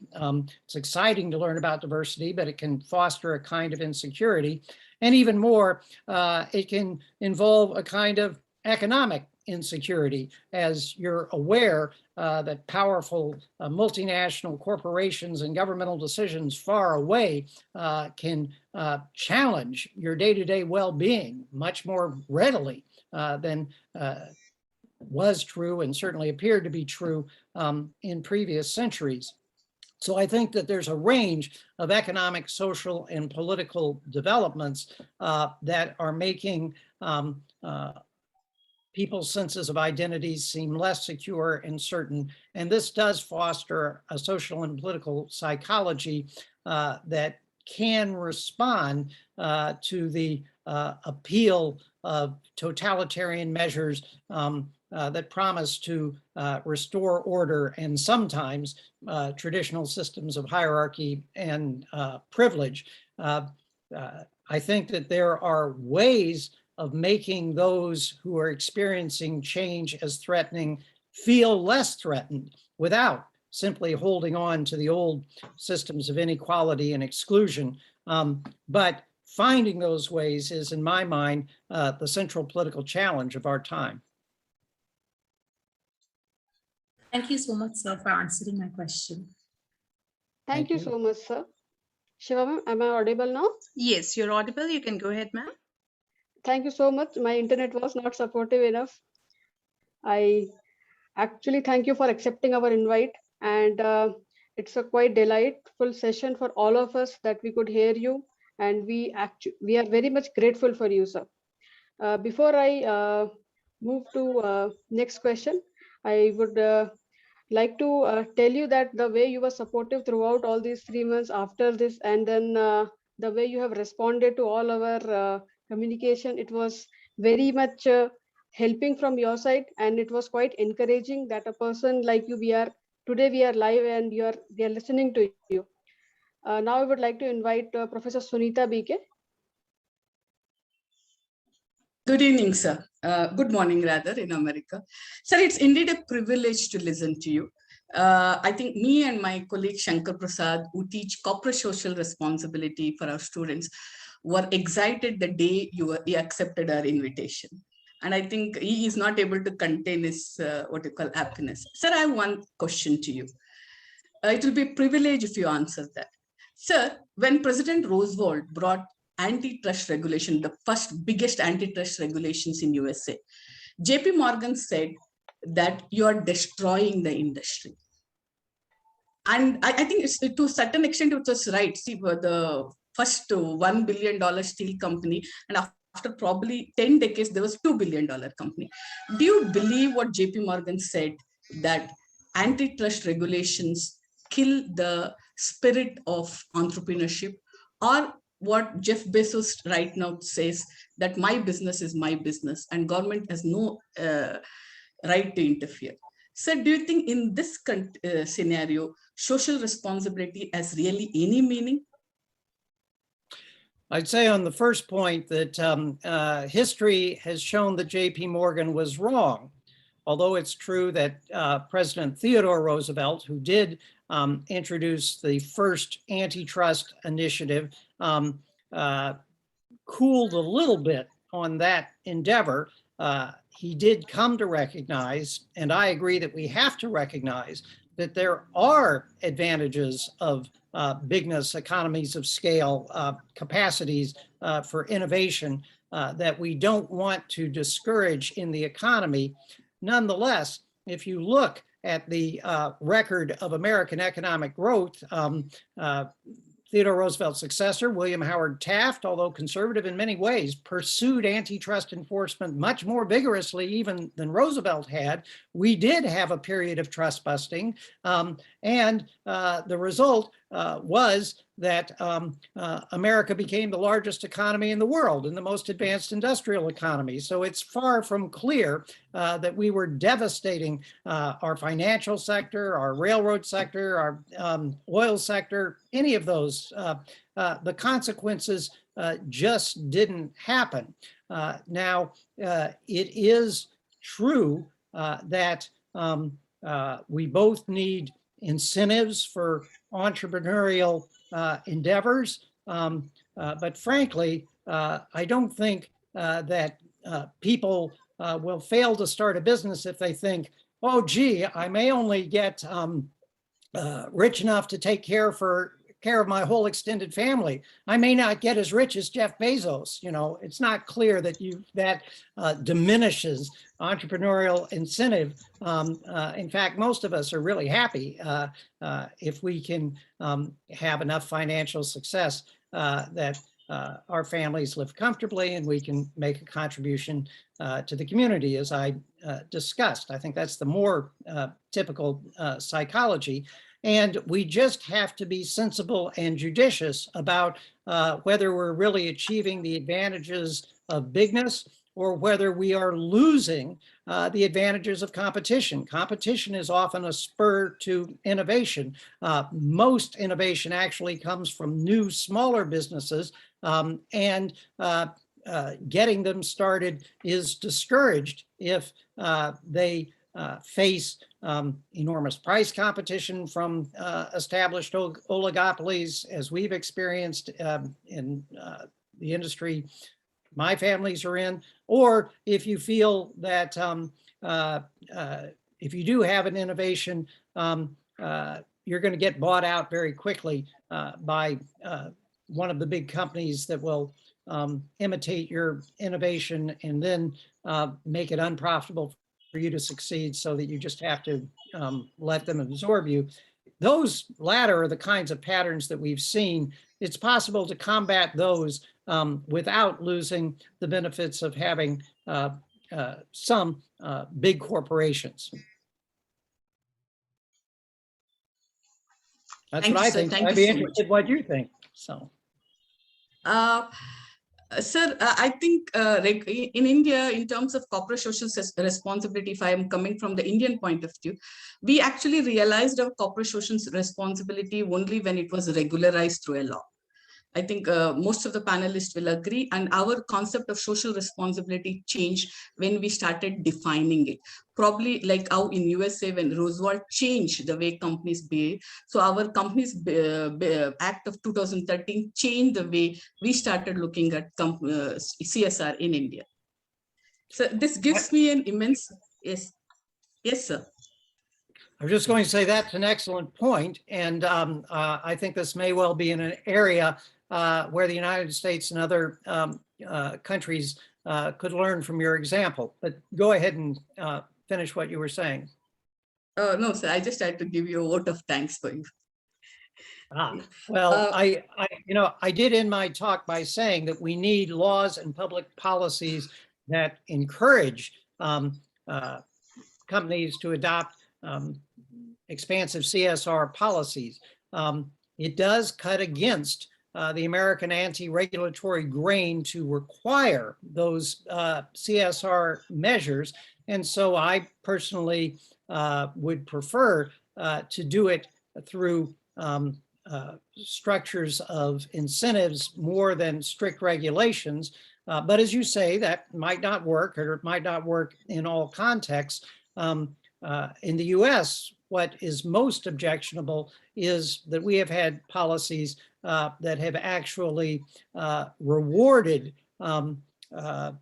anti-competitive behavior, have aided the creation of oligopolies and monopolies, and have done so on behalf of companies that were not practicing, in my view, any really defensible form of CSR. So you're absolutely right that the question of what laws and policies require and assist is central to this. I don't have all the answers on what those laws should be, but that's a great focus for academic researchers like yourself, and I think for everyone involved in their political communities. Thank you, sir. One of the greatest footballers of our times, Lionel Messi, said, "I never tried to hide the fact that it is my intention to become the best." We at Jain University, deemed to be University Center for Management Studies, always believe in this thought. On this basis of our thought, we actually hosted AVLOKAN because we are never afraid to tell everybody, we always strive to be the best. Dr. Smith, thank you so much for believing in us and accepting our invitation and giving us a privilege to host you on our platform. I thank you for telling us about the evolution of American enterprises, bringing Milton Friedman, one of my favorite economists, to the session, and also bringing Wall Street movie. Sir, the way you explained today why CSR is so important is probably how great minds teach the students. It is indeed a privilege and honor for Center for Management Studies, deemed to be University, to host you on our platform. Thank you so much for accepting our invitation, sir. Well, thank you for all the kind words. I've been honored to receive your invitation, and I wish you all success, both in this conference and in everything that the Jan Center and its associates are doing. Well, thank you so much, sir. Such an engaging discussion and enlightening us with the wonderful views. Thank you once again. Thank you. As the entire ambience is filled with the magnetic aura of Dr. Rogers, we wish to continue the same vibe for our next session as well, with an equally exemplary personality. And on this note, I would like to invite Professor Mithun Kumar to introduce our esteemed speaker of the session. Over to Professor Mithun. Thank you, Dr. Shiva. Good evening to all. I feel immensely privileged to introduce our next speaker for the session, Dr. Chandraj Roychand. Dr. Roychand, a distinguished Indian educationist, entrepreneur, angel investor, and philanthropist with over 40 years of experience, is the Chancellor of Jain Deemed to be University. Along with creating educational opportunities, Dr. Roychand has also initiated angel investing firms which provide platform for youngsters to become entrepreneurs and has mentored over 3,500 entrepreneurs till date. He institutionalized sports in Jain Deep Tube University and encouraged excellence by supporting talented athletes to fulfill their dreams by providing adequate academic support. And we are proud to announce that Jain Deemed to be University has produced 6 Olympians, 1 Paralympian, more than 200 national and international sports persons till date. He's also involved in welfare-driven, meticulously conceived projects focusing on healthcare, education, sustainable livelihood, and social causes that distinctively impact the quality of life.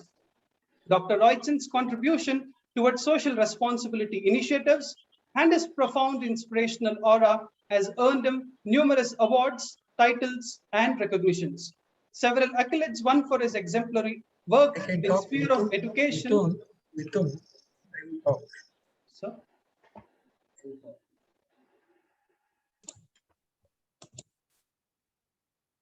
Go ahead, Mithun. Yeah. Dr. Roychand's contribution. No, Mithun, please talk. I'll talk. Thank you, sir.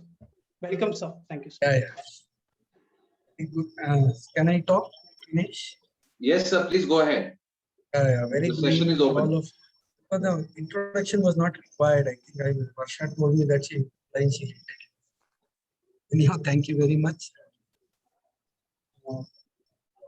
Roger Smith, a legendary speaker who really set the ball in motion for 9 days.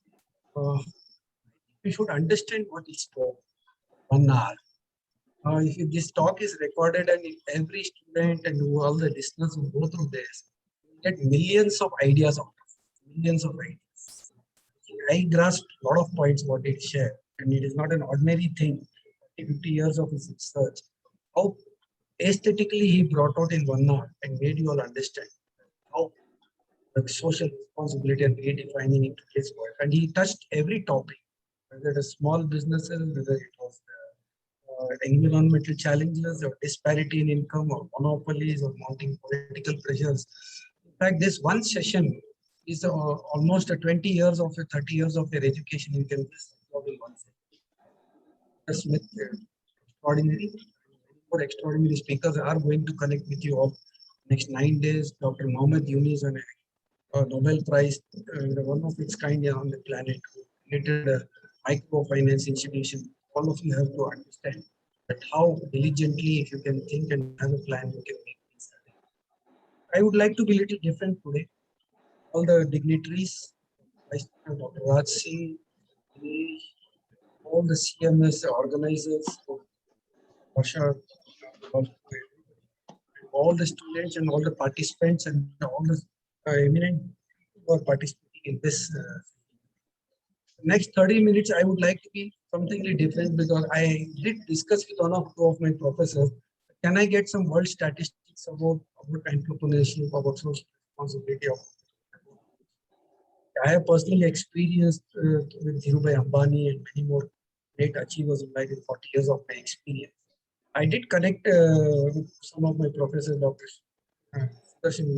Sheshana and Munu John, and they gave me a lot of statistics. I kept aside all the statistics because in Google, if you go and know all the statistics, how many percentage are how many are billion-dollar economy, what is the concept are happening today, digitization, complexity. I would like to set aside all those statistics and be very natural with all of you. I have believed naturally in whatever things happen, looking at the disparity, what is good, we are going to foresee in the future. Millennials and gig economy of 50% of economy in India, almost at a young age, and they are looking forward for when by 2030, 85% of the jobs will just vanish. What is happening and so what is going to happen? So my belief has always been 30 years before and 30 years onwards also, I'm very clear about what is going to be the future, especially for the younger generation across the world. And I don't want to get into the other details of it. Let me come to the point. So if you look at the whole global parameter and how the industry started and capitalism worked and today's unrest in the world, what is happening, and still how do we try to stabilize the planet as a whole with economic balance as well as harmony as well as ecosystem, environmental balances, how this we are going to do it. I have a clear-cut roadmap for the future, last 40 years of my experience. 2-3 examples I would like to share with you all and continue my session. If you look at the world as a place with 700 crore population, you'll find the average which I found with all the statistics is 3% people are the dreamers. 3%. They are the people you can talk the Fortune 500 companies from Jeff Bezos to Ambani's and Microsoft, the Indian entrepreneurs. If you look at the world, 3% people have the dreamers on this. There is another statistics which I have understood over a period of time in my understanding about the global economy as a whole. 22% are intellectual force who take the dreamers' vision to the world platform. We can say those are all thinkers and innovators in the kind of Azim Premji doesn't even know Narayan Murthy, doesn't even know how to operate a computer, but he's built the best organization in Infosys. Azim Premji left Harvard or maybe cut short his tour and he came. Dhirubhai Ambani was hardly a 10th standard passed out and he built one of the greatest organization on the planet. It has impacted millions of people and he redesigned the economy of the country. Dhirubhai Ambani, one person made a difference. So here I see the entire population, 500 here in Zoom and maybe 10-20,000 people attending outside the Zoom, Facebook. I would like to say that each and every person has to do something. Nothing to something is my model. I always believe that from nothing to something is a model through knowledge and through experience. If you have the vision, if you have the plan, you can impact anything. If I take a simple example of 3% are the dreamers and 22% are the people who are intellectual force. In the name of, like you can say, the designated like vice president, general managers who go through the B schools like IIM, ISBs, Harvard, Stanford, and other good universities in India. They take up the jobs and make the dreamers who have a vision ensure that the organization grows. This is the 22% intellectual force. 22% and 3% is 25%, and 75% is the skilled economy. 75% is the skilled economy.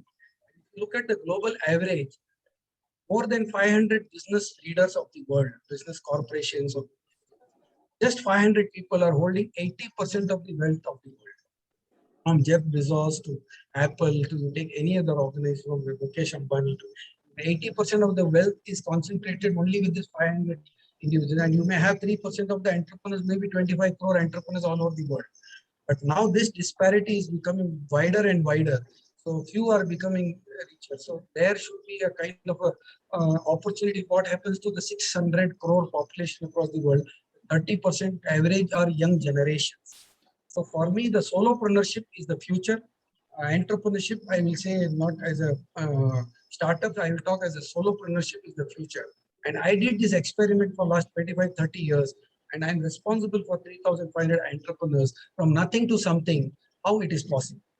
And how it can be, even at the age is not at all a barrier.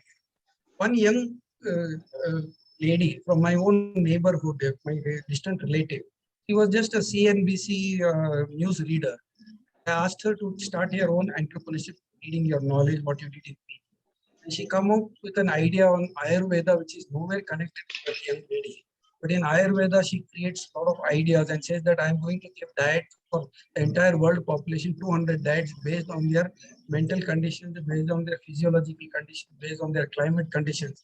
And today she's become an instant celebrity in just 2 years by giving diet chart through Ayurveda and creating an impact through app and through the social media, because this complexity of digitization makes anybody as a solopreneur.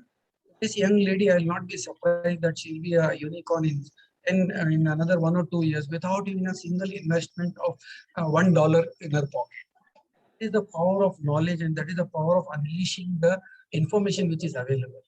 information is doubling every 7 minutes in this world. So it is going to be impossible for you to, hundreds of Roger Smiths and hundreds of Muhammad Yunis also will not be able to dissect the information and make you understand. So now every individual is a now solopreneur in himself, whether it is a 60-year-old person or a 65-year-old person or a 10-year-old young boy or a girl or maybe a student from college. The world is a very exciting now with 700 crore population, where 2035, I foresee that poverty and poverty elevation will be completely zero in the planet, because the philanthropists like Bill Gates Foundation, Azim Premji's, and all people have come towards corporate social responsibility. 5% of their wealth be distributed. I will never see.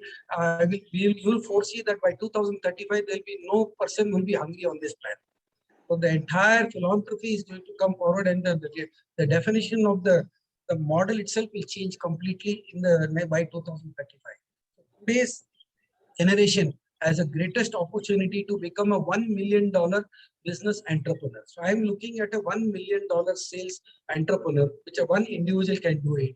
And if you have 1 million entrepreneurs, it is almost 5% of the GDP of the whole world.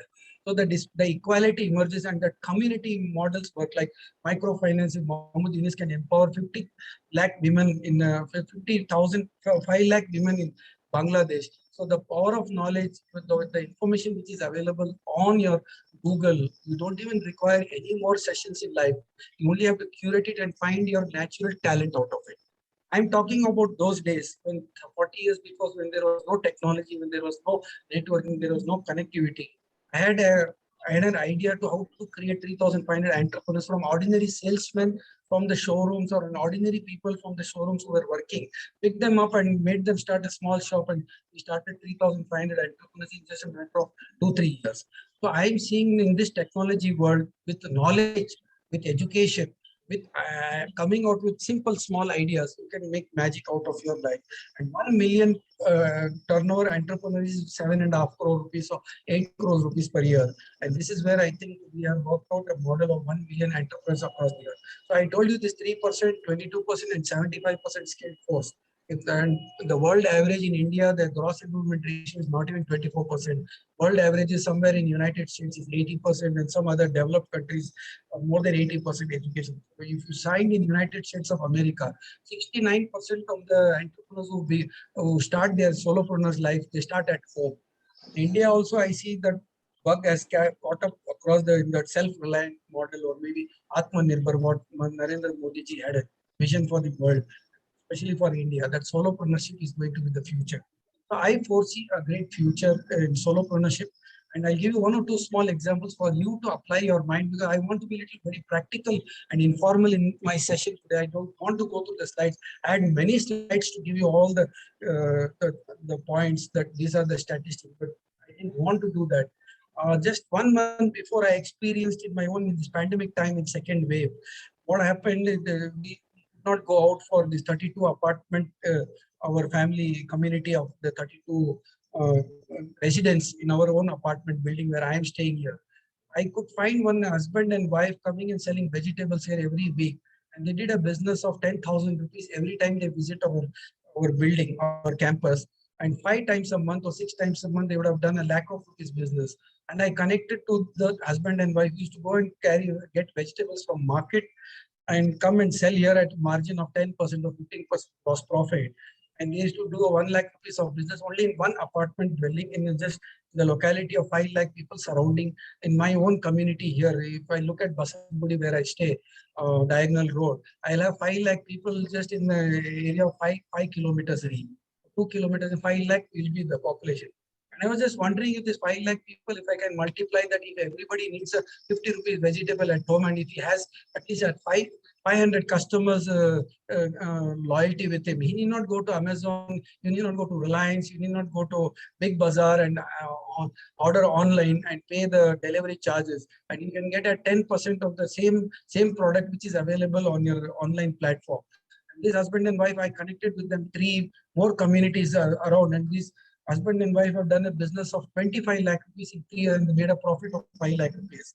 And that 5 lakh rupees recurring deposit scheme, they put it in the bank for their child, future of the child education. If he wants to go to USA, he wants to go to UK for higher studies and is connected with 250 people.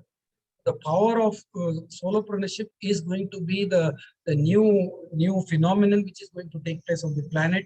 I'm foreseeing this 10 years in advance, which I was been practicing from last 10, 15 years. So if a vegetable vendor cart, you can just bring with 5 boxes and make 5 lakh rupees of profit.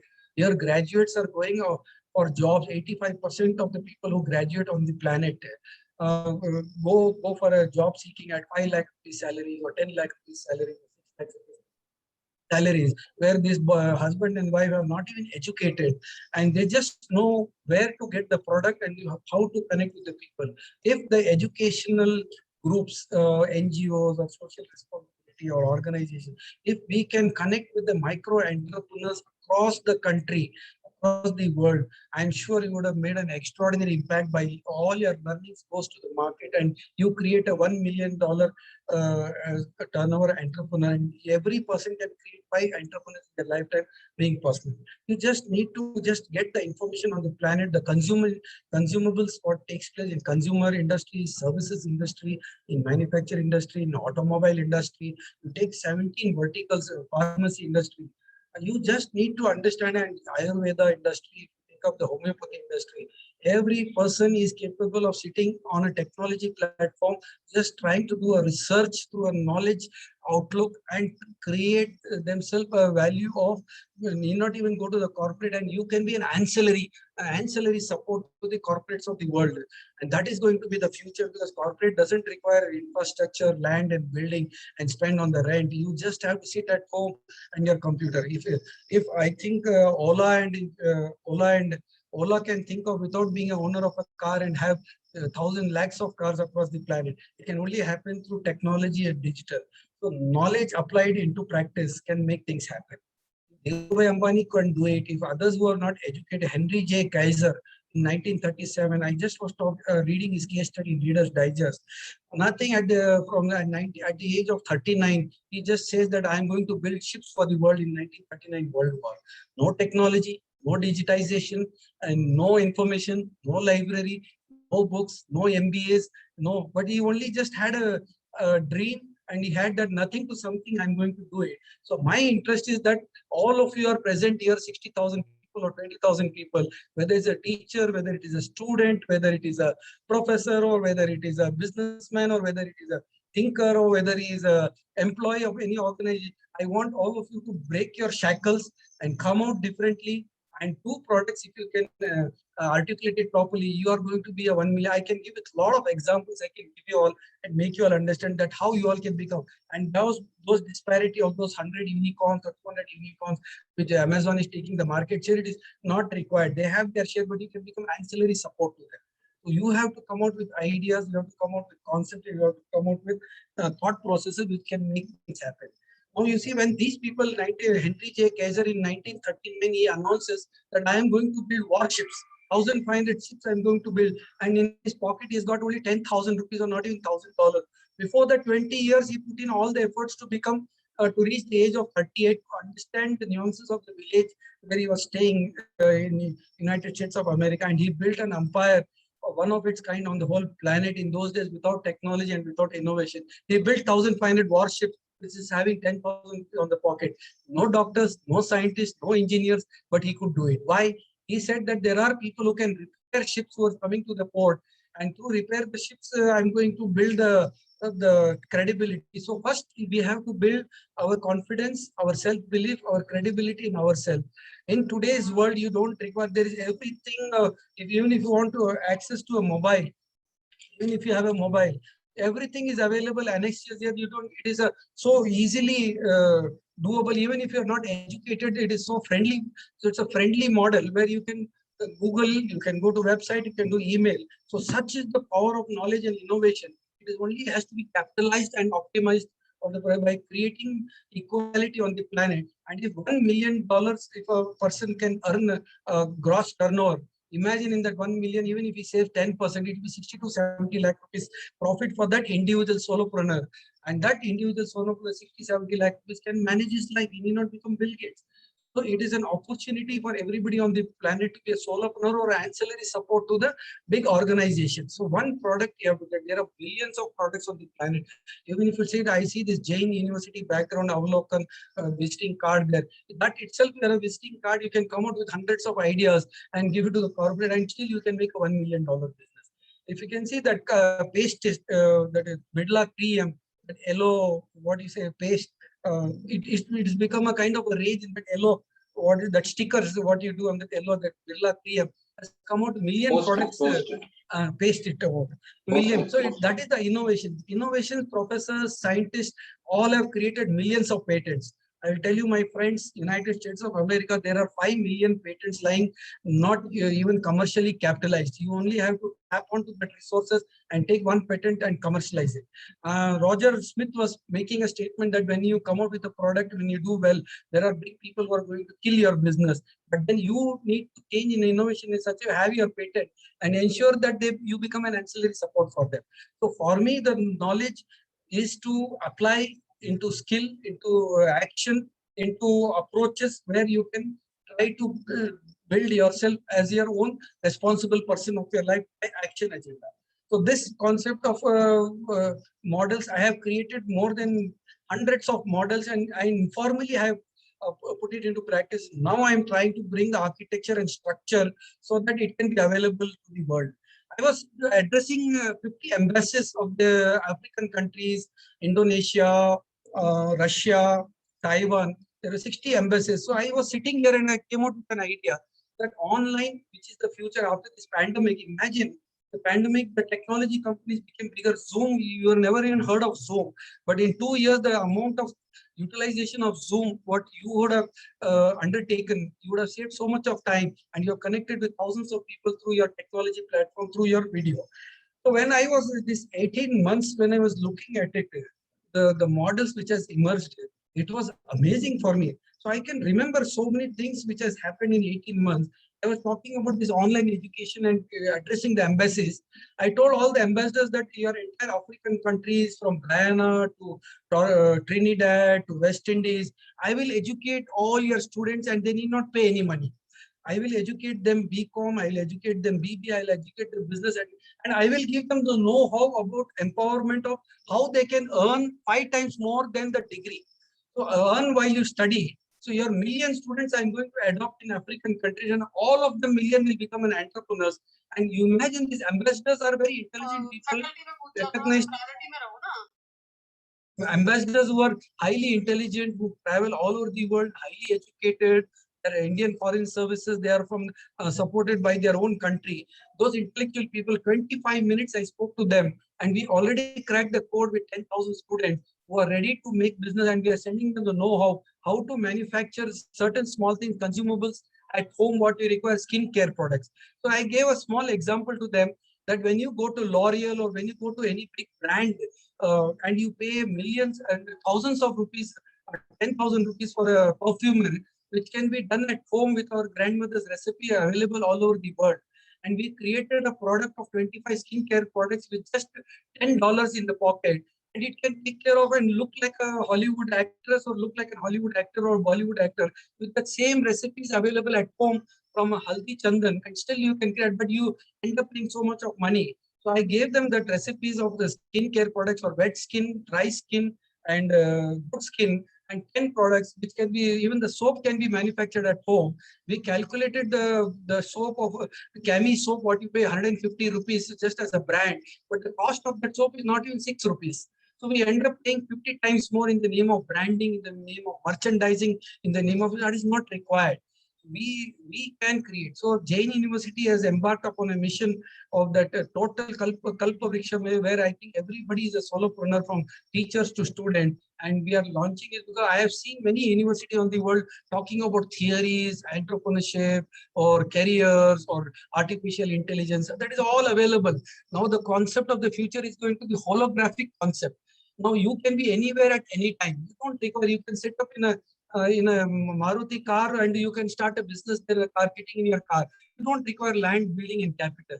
So the technological infrastructure, which has given me so much of opportunity, if we can curate what is happening in the world and find a market in that, and you create a $1 million business, $1 million business. That is possible. So my idea here to talk on this session was not to talk about any intellectual curriculum or intellectual syllabus or intellectual points of statistics. I was only interested in making you all believe that whoever is listening to me, if you can continuously, properly connect with me and set up seminars, I can give you all the formulations, all the guidance. Forget about the rule. In a million, 1 million turnover entrepreneur, at that time I'm talking about SMEs or MSME, but in that you can become unicorn also. It is about the networking. When all of you join together, that becomes a unicorn. So it is the concept. So the ambassadors were so thrilled when I spoke to them, and the entire African community is ready to connect with us for online education. And I will not be surprised if million entrepreneurs happens in the underdeveloped economy there. There are 650 crore population who are not having access to anything. They are either dependent on the grants by the government or maybe by the government schemes, a freebie scheme. No, that is self-reliance is going to be the future. So for me, there is one word is two words is self-reliance and your self-responsibility. So for me, self-reliance and self-responsibility, rest everything will fall in place. You want a scientist will come and sit with you if you have an idea. I'm just give you one other simple example. There are 676,000 villages in India, and there will be many more small villages across the world. It can be maybe 5 million villages or maybe 10 million villages. Now the 676,000 villages, if I talk about alternative energy, your waste products at home, what you try to create each time, your vegetable waste, your dry waste, if you compost it at home and if you can do it, that itself is going to be a wealth earner for you. And you can create that alternative energy at just not even $1, not maybe just 6 rupees alternative energy. When we are paying for gas or gasoline, we pay 80 rupees per kg. So we created in 6,000 villages at an alternative energy on the waste product. At 6 rupees, they are going to get the alternative energy and they can cook at home. So that is the power of ideas which you don't require, and we are paying 20 times on the cost on the products what you are wearing now and what you are enjoying now. So it is the small scale thought processes. You can say foundries there. If you take a Tata Steel company in Jamshedpur, it has thousands of foundries around them. So that ancillary support, so ancillary knowledge support. Now, one Ayurveda lady who can come out with all the food activities, what to have and how you have to reduce your weight, and can make 1 million customers in 7 days. That is the power of nothing to something. For me, whoever is listening here, please come out of all your 5 lakhs rupees, 10 lakh rupees fancy job. Sit there and get your experiences through your degrees and come out with simple ideas by curating the knowledge. Knowledge is available so much of abundant. You can create millions of ideas. You can create. So from nothing to something will be my theme: self-reliance and self-responsibility. If you create solopreneurship, microfinance, one young boy at a 32-year-old, 23-year-old boy in Bombay started saying, I'm going to start a fintech company. Just understood the power of networking. So for me, there were only 10 formulas when I looked at the Henry J. Kaiser, who built 1,500 warships at the age of 38 without even having anything. From 14 years to 38 years, he struggles. Dale Carnegie comes out with a simple idea that power of public speaking. I'm going to make everybody develop communication skills, and he makes $1 billion. And Carnegie Mellon Institute is there, one of its kind. And that man who wanted to commit suicide becomes the world's best seller. How to win friends and influence people. So these 40 years I have done that only. I have just looked at all the small villages, that alternative energy. So I am now creating an architecture with all the professors and all the teachers and students. I'm going to create that evolution, see that it becomes a case study at Harvard level and Stanford level. And this African communities, when 1 million entrepreneurs happen in 10 years. So it is when the disparity of income, when it is equally distributed, imagine everybody will have access to education. Their children, they will adopt 2 children, and if 1 million entrepreneurs adopt 2 children, I think 2 million children are going to get educated in life. So the disparity is very huge. And for me, this is the only formula. I'm working out a paper on 3%, 22%, and 75% skilled force. This 75% skilled force, if they are converted into the solopreneurship, that is going to be the future of the world as a whole. I'm not even talking about India. But India has a great opportunity, 150 crore population. I don't want to talk about the politics. I don't want to talk about the future 4th World War or 2nd to 3rd World War or 4th World War. That is the power of the nature. If it has happened, the nature balances all these things. whether it is a destruction or whether it is tsunamis or whether it's earthquake. I think the nature balances all these things. As a human being, our job is to try to make a life of others and create that ecosystem around that where there is harmony and peace, and that can happen through that. If even you take a Ramdev Baba, I always make a lighter statement of Ramdev Baba on the lighter side. Inhale, exhale, he has made 800 crores profit. Now you're also inhaling and exhaling from last 30 minutes in front of me, maybe 14 times a minute. But you never thought of making a business out of it. And this man just inhale and exhale makes 800 crores profit. And now he's become an umpire where he challenged Hindustan Livers and all the multinationals that I am going to create Dant Kanti, and every second home is having a Dant Kanti product. But Ramdev Baba had no degrees with him. He had no business, no MBAs with him. So it is about the will and the determination to make this happen. So for me, 10 things were very important. That we use only 1% of our mind in our actual intellectual ability and capacity. We never focus on what our strengths are there. So if we use our mind properly, I think we'll be so talented that we ourselves will not realize that we are so talented. We don't give up. I always believe that if we persevere hard and push on hang on long enough, we wear down the opposition. So the concept of planet is very, very simple. The nature is with us. The planet is with us, the water is there, energy is there, oxygen is there. Now let us not get into the governmental guidelines. Okay, somebody is becoming the corporate structure and all. That is fine. Structure is there if we follow it ethically and honestly. We are talking about ethical entrepreneurship. If we are transparent and ethical, even the governments will support you. I have seen those people who have been ethical in life have always survived, whether it's big corporation or small corporation. I think Kawasaki always spoke about 3 points. About the 3 points, what he used to always talk Kawasaki was honesty, empathy, honesty, and humility. With empathy, honesty, and humility, every person is a divine person according to me. And every person is a doer in life. And every person can keep this action in life and still become a kind of an energetic person in life. So I always see that 44 years of my life, I have been in personal touch with Dhirubhai Ambani. I've seen Dhirubhai Ambani when he had 15 crores turnover in 1977 was his first public issue. And I personally met Dhirubhai Ambani 25 times, but then he had a team for 500 years. So he has created and impacted millions of people on the planet. He redefined the model of rules and regulation and said that within the rules and regulation, still you can empower yourself. So it is an evolution. It is a process of harmony and balancing the nature. We are talking about carbon emissions. We are talking about so much of fuel. And we are talking about usage. So many things we are talking. But then if we are moderate in our approach, I'm sure the planet will be a better place. But then this has to be a movement. It has to be a thought process. It should be a thought ideas. And this knowledge has to be applied into practice in a minimalistic way and maximum impact. The Pareto principle, 20% of efforts and 100% of result. Every person is it. For me, even creating an IT company, it takes 3 days for me to create an IT company. Because now we have a platform, Jain University. I started with $1 in my pocket, school dropout, 8th standard, but I'm here in front of you with 1 lakh students, with the campuses across the country, 1 million students. And before I started in education, I already created 3,500 entrepreneurs.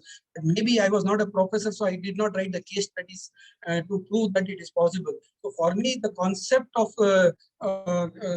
unity is to try to live in diversity and be very, very committed to ourselves and make nature and ecosystem a better place through our approach, through our positive attitude. Ensure the kind of negativity and the reaction which takes place in the name of arms race and all will automatically reduce, because every person should get that responsibility of taking the challenge in the state of flow, being positive and being compassionate and making things happen in life. So every person on the planet can be transformed. I believe that. I believe that it is possible. It's not about spirituality. It is about you as an individual. Okay, you're working in a corporate, still you're an entrepreneur. If you're honest with your work for 8 hours, 30, 40 years, easily you can cross that organization with a lot of satisfaction in life. So our needs and our goals has to be very clear. Having excess wealth, it can be divided among the have and have nots, which is possible in our hands. This is what I understand. So I didn't want to get into that scholarly talk or any of the point. I just wanted to be very simple in my approach. I completed 40 minutes, though I was given half an hour. I will leave the house open for a few questions. I had many things to share with you all. But then this architecture of a period of time, what we are trying to create, how we can create a movement of entrepreneurship across the world, solopreneurship on the world.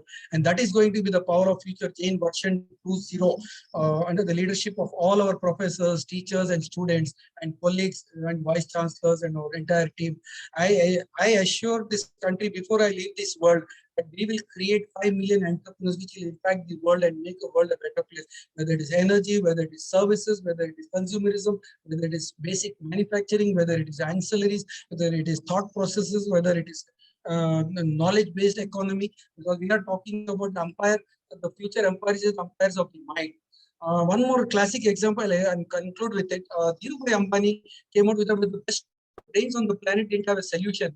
Linker alkyl benzene lab, where he had a solution, a chemical which was a glut in the market. There was a depression in the market, and Dhirubhai Ambani had more than 1,000 crores of stocks lying unsold. Nirma was a classic case, and Dhirubhai Ambani. They both came out with the idea that we will bring some women within the village. We'll use these chemicals, alkene as benzene to create papads.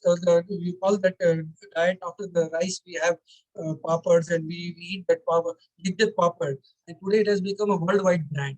Amul started with 1 liter milk, and today I think it has become Amul has become a brand on you. So anything takes 20, 30 years in a life. So a mind of 20 years should have a plan at the age of 20. By 35, this 1 million will become 100 million, 100 million will become 10,000 million. So it is up to you. I'm not talking about the unicorns. I'm not talking about the 80% of the wealth which is held by the few people. I'm talking about the equality of everybody trying to have the space on this planet.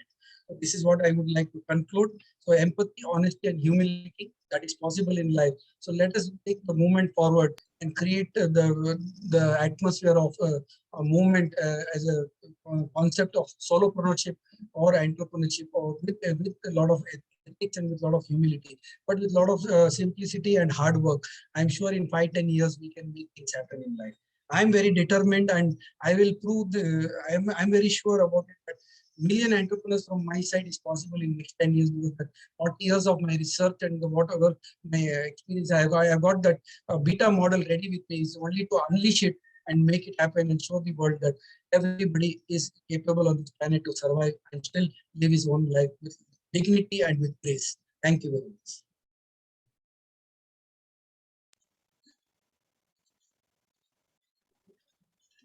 You can take Q&A. Yes, sir. Thank you so much, sir, for bringing in your expertise and experience before us. It's been indeed a privilege listening to your profound ideas. Now we have some questions from our students and participants as well. So we can take the first question from our student, Pooja. Can you go ahead and ask your question? Yes, ma'am. So, good evening, sir. My name is Pooja. And my question for you is, there are so many startups coming up right now. So many people want to be entrepreneurs. So what is your advice to students or anyone for that matter who want to start their entrepreneurship journey? I will say that your pocket money, what you are saving, that is more than enough to start up. You don't require any money, any funds. You see, I will give you the 4 concepts. One is family, then comes friends, then comes financial institution. I was addressing in IIM 250 women who become entrepreneurs in Indian stock management in Banarghatta Road. So there were professors who talk in the classroom. You require strength, weakness, opportunities, threat. You require land, you require building, you require capital. You will get a scare of your life. Even a Harvard graduate will straight away go for a job. You will not be interested to it. So you require the family. If I take your family tree, Pooja, you, your father and mother, grandfather and grandmother, and your brother, 6 people are already there in the family. Your mother's side, there will be your mother's father, your mother's father's grandfather. If I look at the family tree, from your brother's side, from your side, from your parental side, from your father's side, mother's side, maybe 250 people already surrounded around you. If you have a family function at home, I'm sure near and dear your relatives and cousins, sisters will be at least 150 people, and everybody has 150 people as their immediate first list to invite them for a session. So imagine those 150 people coming to your house and you say, okay, I am going to, if you are have a birthday party for your grandson, so I am going to create a concept for you. I'm going to create the party. I'm going to create the food catering. And you can make that happen. So family, within the family, if you are having and everybody has a poor boy or a rich person, it will be minimum 150 rupees pocket money they have to spend a month, 1,000 rupees. Even this 5,000 rupees capital you can start. I had only 40 rupees in my pocket when I started my career at the age of 14. And for me, that Henry J. Kaiser was a great inspiration. It took 30 years for me to reach this level. So for me, the sky is the limit now. So your mother and father pocket money of 5,000 rupees, you require only 20,000 rupees to start any startup. And by third stage, you already would have reached 50 lakh rupees turnover. And 200 family members will have 10 friends. They'll have, at least in social media, you have 800 people. So if you take 150 people, if they're in Facebook, in social media, imagine they have 100 contacts. So 150 people into 100 is 15,000 customers are around you only. Now you come out with a product, whether it is earrings or whether it is bindi or whether it is buttons or whether I'm going to create for goggle, I'm going to create or on the mobile, like I'm going to create a sticker, and you have 15,000 customers. So you only have to come out with the innovation and say, okay, this sticker is available at 10 rupees, I give you at 2 rupees. So your cost will be 1 rupee. So it may be laces, it may be anything, it can be concrete, it can be anything. Looking at women, there's only there you have some millions of wares available around. It may be a plastic bangles, it can happen. So you don't require any money to become. All my 3,500 entrepreneurs have started with zero capital, only with their pocket money. Because I started with zero capital, I didn't believe in this. So when I was addressing this IIM women entrepreneurs, I gave them my concept of my own grandmother used to sell saris around. My mother's mother used to sell saris around her locality in KGF, in Kolar Goldfields. I'm talking of those days, which is a village.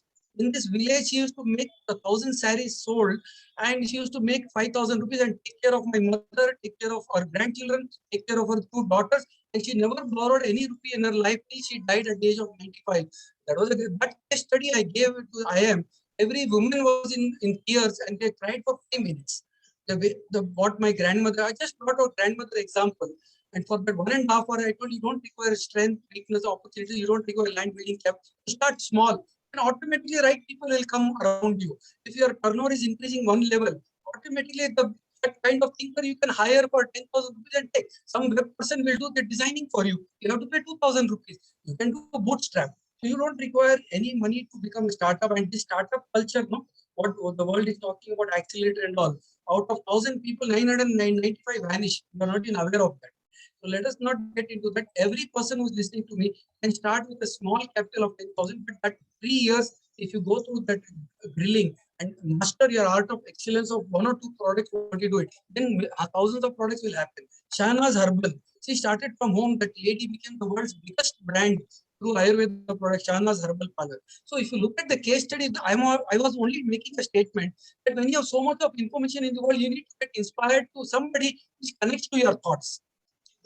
And you will find a similar case study who would have done what your thinking would have already happened on the planet once. So you are the second person to do that. Maybe that first experience with the technology, you can make things happen. It is just a matter of idea. One Bombay young girl, she started selling with some serial or tele serials. Imitation jewelry. She has made 500 crores rupees. And she has not gone for any zero da. If you take zero da, the Ramats who have done. They were the ordinary sons of a bank employee, but only thing they were attentive in the classroom. They studied the stock market properly, and today they're worth $2 billion. So that is intelligence. So your knowledge is your wealth. Your intelligence is your wealth. Your personality is your wealth. That is your dollar. The dollar is not dollar. So you have to think. It is good, Pooja, you asked this question. One girl I picked up from my preschool. I have adopted 2,000 children 20 years before, and I had no money in my pocket because I knew this girl was a beggar girl, and I made her study in the school, and I asked her father to allow me to educate her. I educated her, and because the single rupee capital, she is already 75 crores net worth in 7 years from Jain Vidya Niketan, my own student.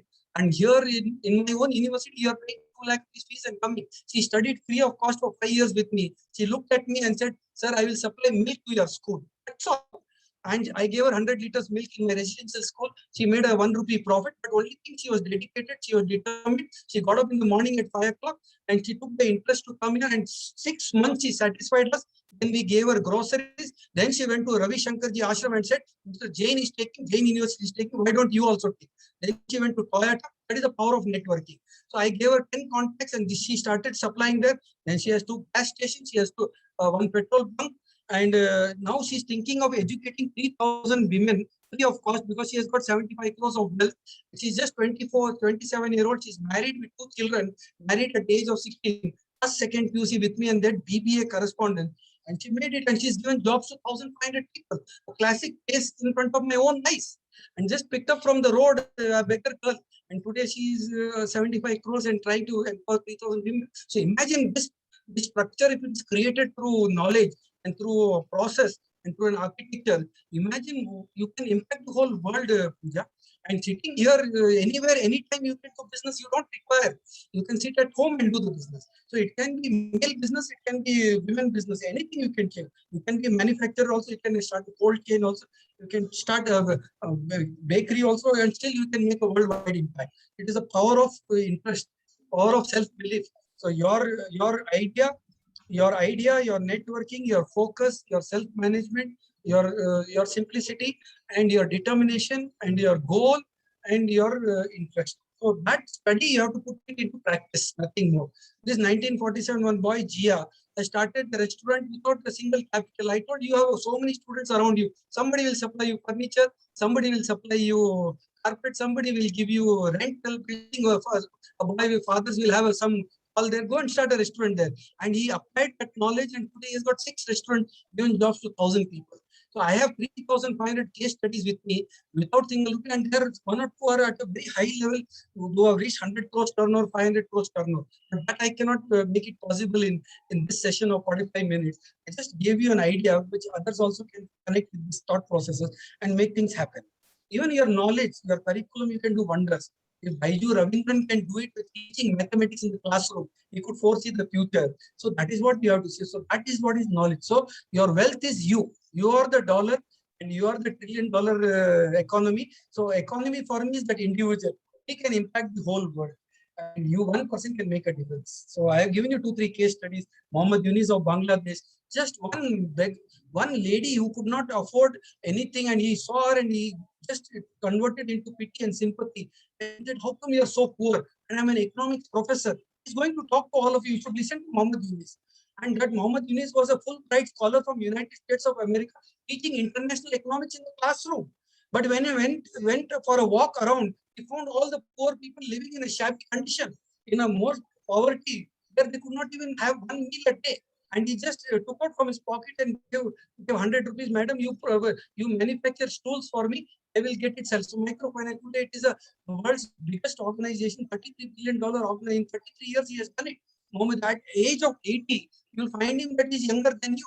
So you should meet such people. They are the life who said Henry Ford built roads. He was an ordinary automobile engineer, an automobile mechanic. He was repairing some of the mechanical tools. And today he started the Ford company. So that is, they have set the syllabus, what they have done, what Bill Gates, what they have done, that is the syllabus what they are studying in the classroom. It is not what it is only the solopreneurs who started their life and made conglomerates. They are ruling the world. So that is where I am feeling that now the disparity is taking in a huge way. Mukesh Ambani is becoming bigger than everybody. Bezos is bigger. So what about you all? If they take all the market share, do you think the $300 billion he's been by yachts is going to go and buy? Bill Gates has bought 50% of the land. But what will you do? One day you have to leave this world. So that's why you have to create that solopreneurs on the world. If a vegetable vendor can make 5 lakh in 3 months, imagine what impact you can create. This is what we are doing in Jain University version 2.0. My teachers and students are going to create 1 million entrepreneurs.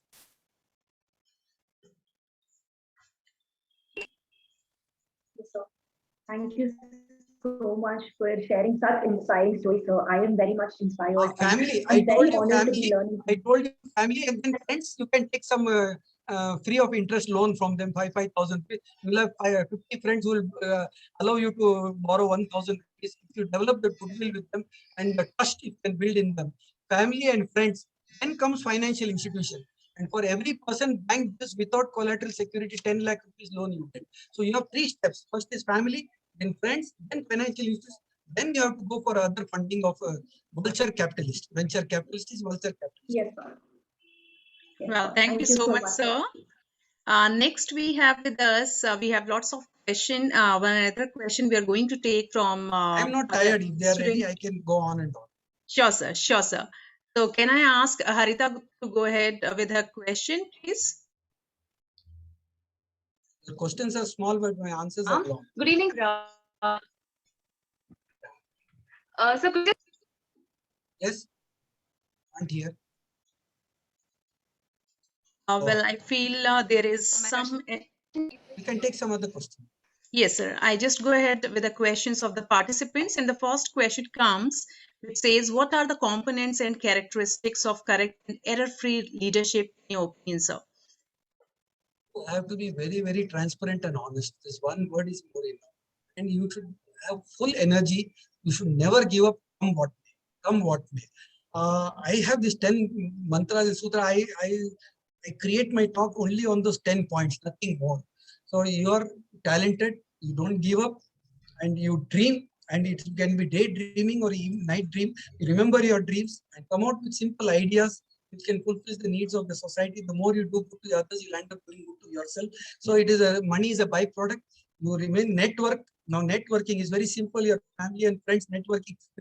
I give 15,000 contact to Pooja. She write down the name. She'll have 15,000 contacts with mobile number, email number. Data she's going to have. Data is the gold now. So that is the power of networking, and then focus. So these are some attributes you need to have, but you need to be very transparent. You need to be very transparent and honest about yourself. Just forget about your communication skills are not required. When you have that white elephant attitude, you're a happy person, automatically the circumstances, the nature will conspire and connect with you, those kind of people. So birds will attract the feathers of the same flock.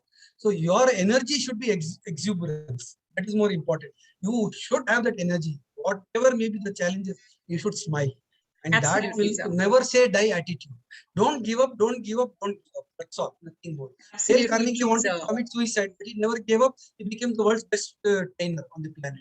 So never give up on life. And it is a simple word. You don't require any PhD degree for that. That's why I didn't want to do PhD and postgraduate. Dr. Raj Singh wanted to do postgraduate. You wanted to do PhD. You did it. Asha wanted to publish 150 papers. She's doing it because she likes it. But I like that I will connect with the DNS, digital nervous system. DNA is produced by the nature, by the divine biology or the God. But then DNS, digital nervous system, connect with your 100 billion neurocells and 70 trillion neurocells and make a story of each cell and wire your cells in your body. So if you wire your cells, it is a story is in front of you.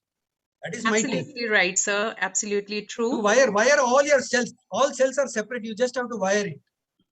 Right, You sir. can create Right, an sir. encyclopedia. Yes, sir.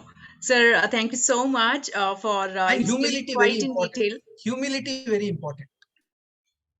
So true, right. Yes, sir. So one other question is coming up from our participant, that is Kiran Mani, and he's going to ask, what are the difficulties faced by solo entrepreneur for making his products, for marketing their products? That is the very good question you asked. Marketing a single product, like Pooja asked you that question, maybe up to 150 people it is possible. Now, this is where I think we have to now synergize. We have to enable. So when we study in the university, all the engineering skills, innovation, or technology, or we study marketing, we study economics. So 5 students, knowledgeable students, if they can adopt that solopreneur and become a partner with that person, it becomes a co-creation, and they can create markets after market, because a student studies marketing, a student studies guerrilla marketing, student studies branding, student studies economics, maybe the banking forms has to be filled up, how the business plan has to be done. That's for a solopreneur, if they can get the shared services through maybe your website or through your app, if people can join together, I'll give you 10 rupees, I'll give a service for how to create an Excel sheet. Maybe 1,000 solopreneurs will ask an Excel sheet from you at 10 rupees. That itself is a business idea. So now I have identified 7,000 entrepreneurs in Bangalore with their list. They're doing a 10 lakh crores turnover, 10 lakh rupees turnover. I've ensured that they will get 20 lakhs turnover. 5 of my students will go and adopt that person, and that person will become, because he already is doing 5 years, 8 years solopreneur business. So how to double his volume and reach up to 10 lakhs, 20 lakhs, 20 lakhs turnover becomes 40 lakhs, 40 lakhs turnover becomes 80 lakhs, a 1 crore turnover becomes 2 crores, and 2 crores become 3 crores. So we are looking at these entrepreneurs, and five students, one from engineering background, one from social humanities background, one from commerce background, and one because they will understand the psychology. Humanities students. So 5 students, but one from a biology background. So out of these 5 students, one will be a commerce, one will be an engineer, one will be humanities, one will be a science person, and one will be the basic science who will understand mathematics. And that branding, communication strategies, if 5 students can do internship of 2 days a week and adopt that neighborhood entrepreneur and make his business 5 times, automatically he will get the supplies and he will also earn his money. So by the time he would have also understood a lot of entrepreneurship through action, and he will become a solopreneur and he will have 5 more people to take them. So the entire information is there for them to get that connected to the integrated model. And a solopreneur, according to me, can reach a $1 million sales maximum. That is my understanding in my personal experience of my 1 million is enough for a 1 crore profit, madam. 10% profit or 15% profit on a 8 crore turnover is equivalent to 1 crore rupees, and the job is fetching you only 6 lakh rupees. But this man is independent. So 1 million and turnover, if you create millions of entrepreneurs, I think there will be equality, equal distribution. The multinationals will do their business, but these people also will survive. They will also survive. In this process, these solopreneurs will get connected to Amazon and Reliance or some other ancillary product which they are going to market for them. So that is where they will scale. So it is all interlinked connectivity. Right, sir. Right, sir. Well, thank you so much, sir. Thanks for bringing in your expertise, your experience before us. And it was really, really indeed a privilege listening to your profound ideas. Now, on this note, I would request Professor Vaishaki Devnath to go ahead. Thank you, Dr. Shiva.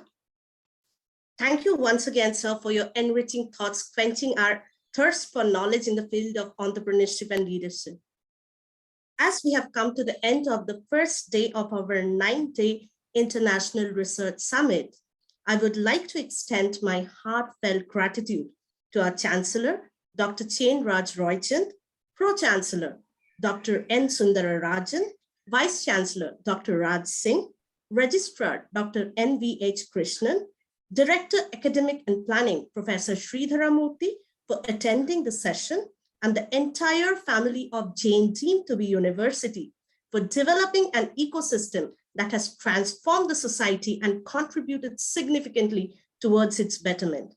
I thank our esteemed speaker of the upcoming session, Mr. Arup Kumar Chatterjee, for attending today's session.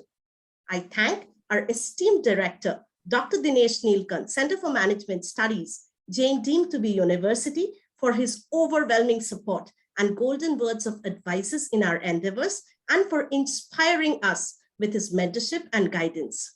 I'm extremely thankful to our keynote speakers, Dr. Rogers M. Smith and Dr. Chainraj Roychand, for giving us enriching insights about the concept of social responsibility in current day business world, with ethical leadership to be adopted at the management and social levels.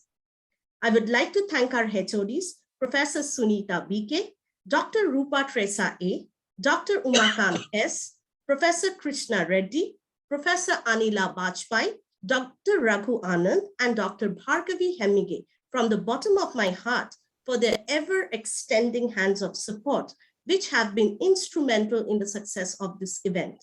I would like to thank our coordinators, Ms. Jayashree and Ms. Chetra, for their assistance, the extremely talented faculty members for their participation and encouragement, the facilities manager and the non-teaching staffs of CMS, whose contributions have played a significant role in the success of this event.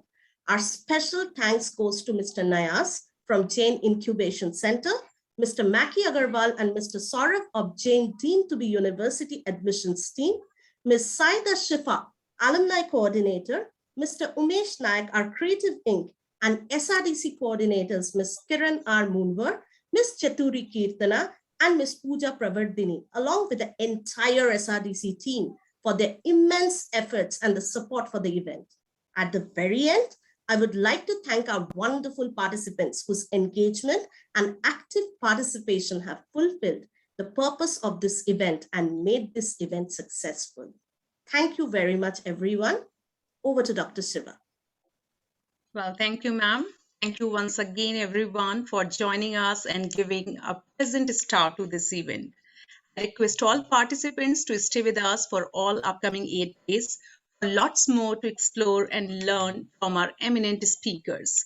For tomorrow, day 2, we have with us Mr. Arup Chatterjee, Principal Financial Sector Specialist at the Asian Development Bank, Dr. Raj Singh, Vice Chancellor, Dean Team to be University, as our eminent speakers.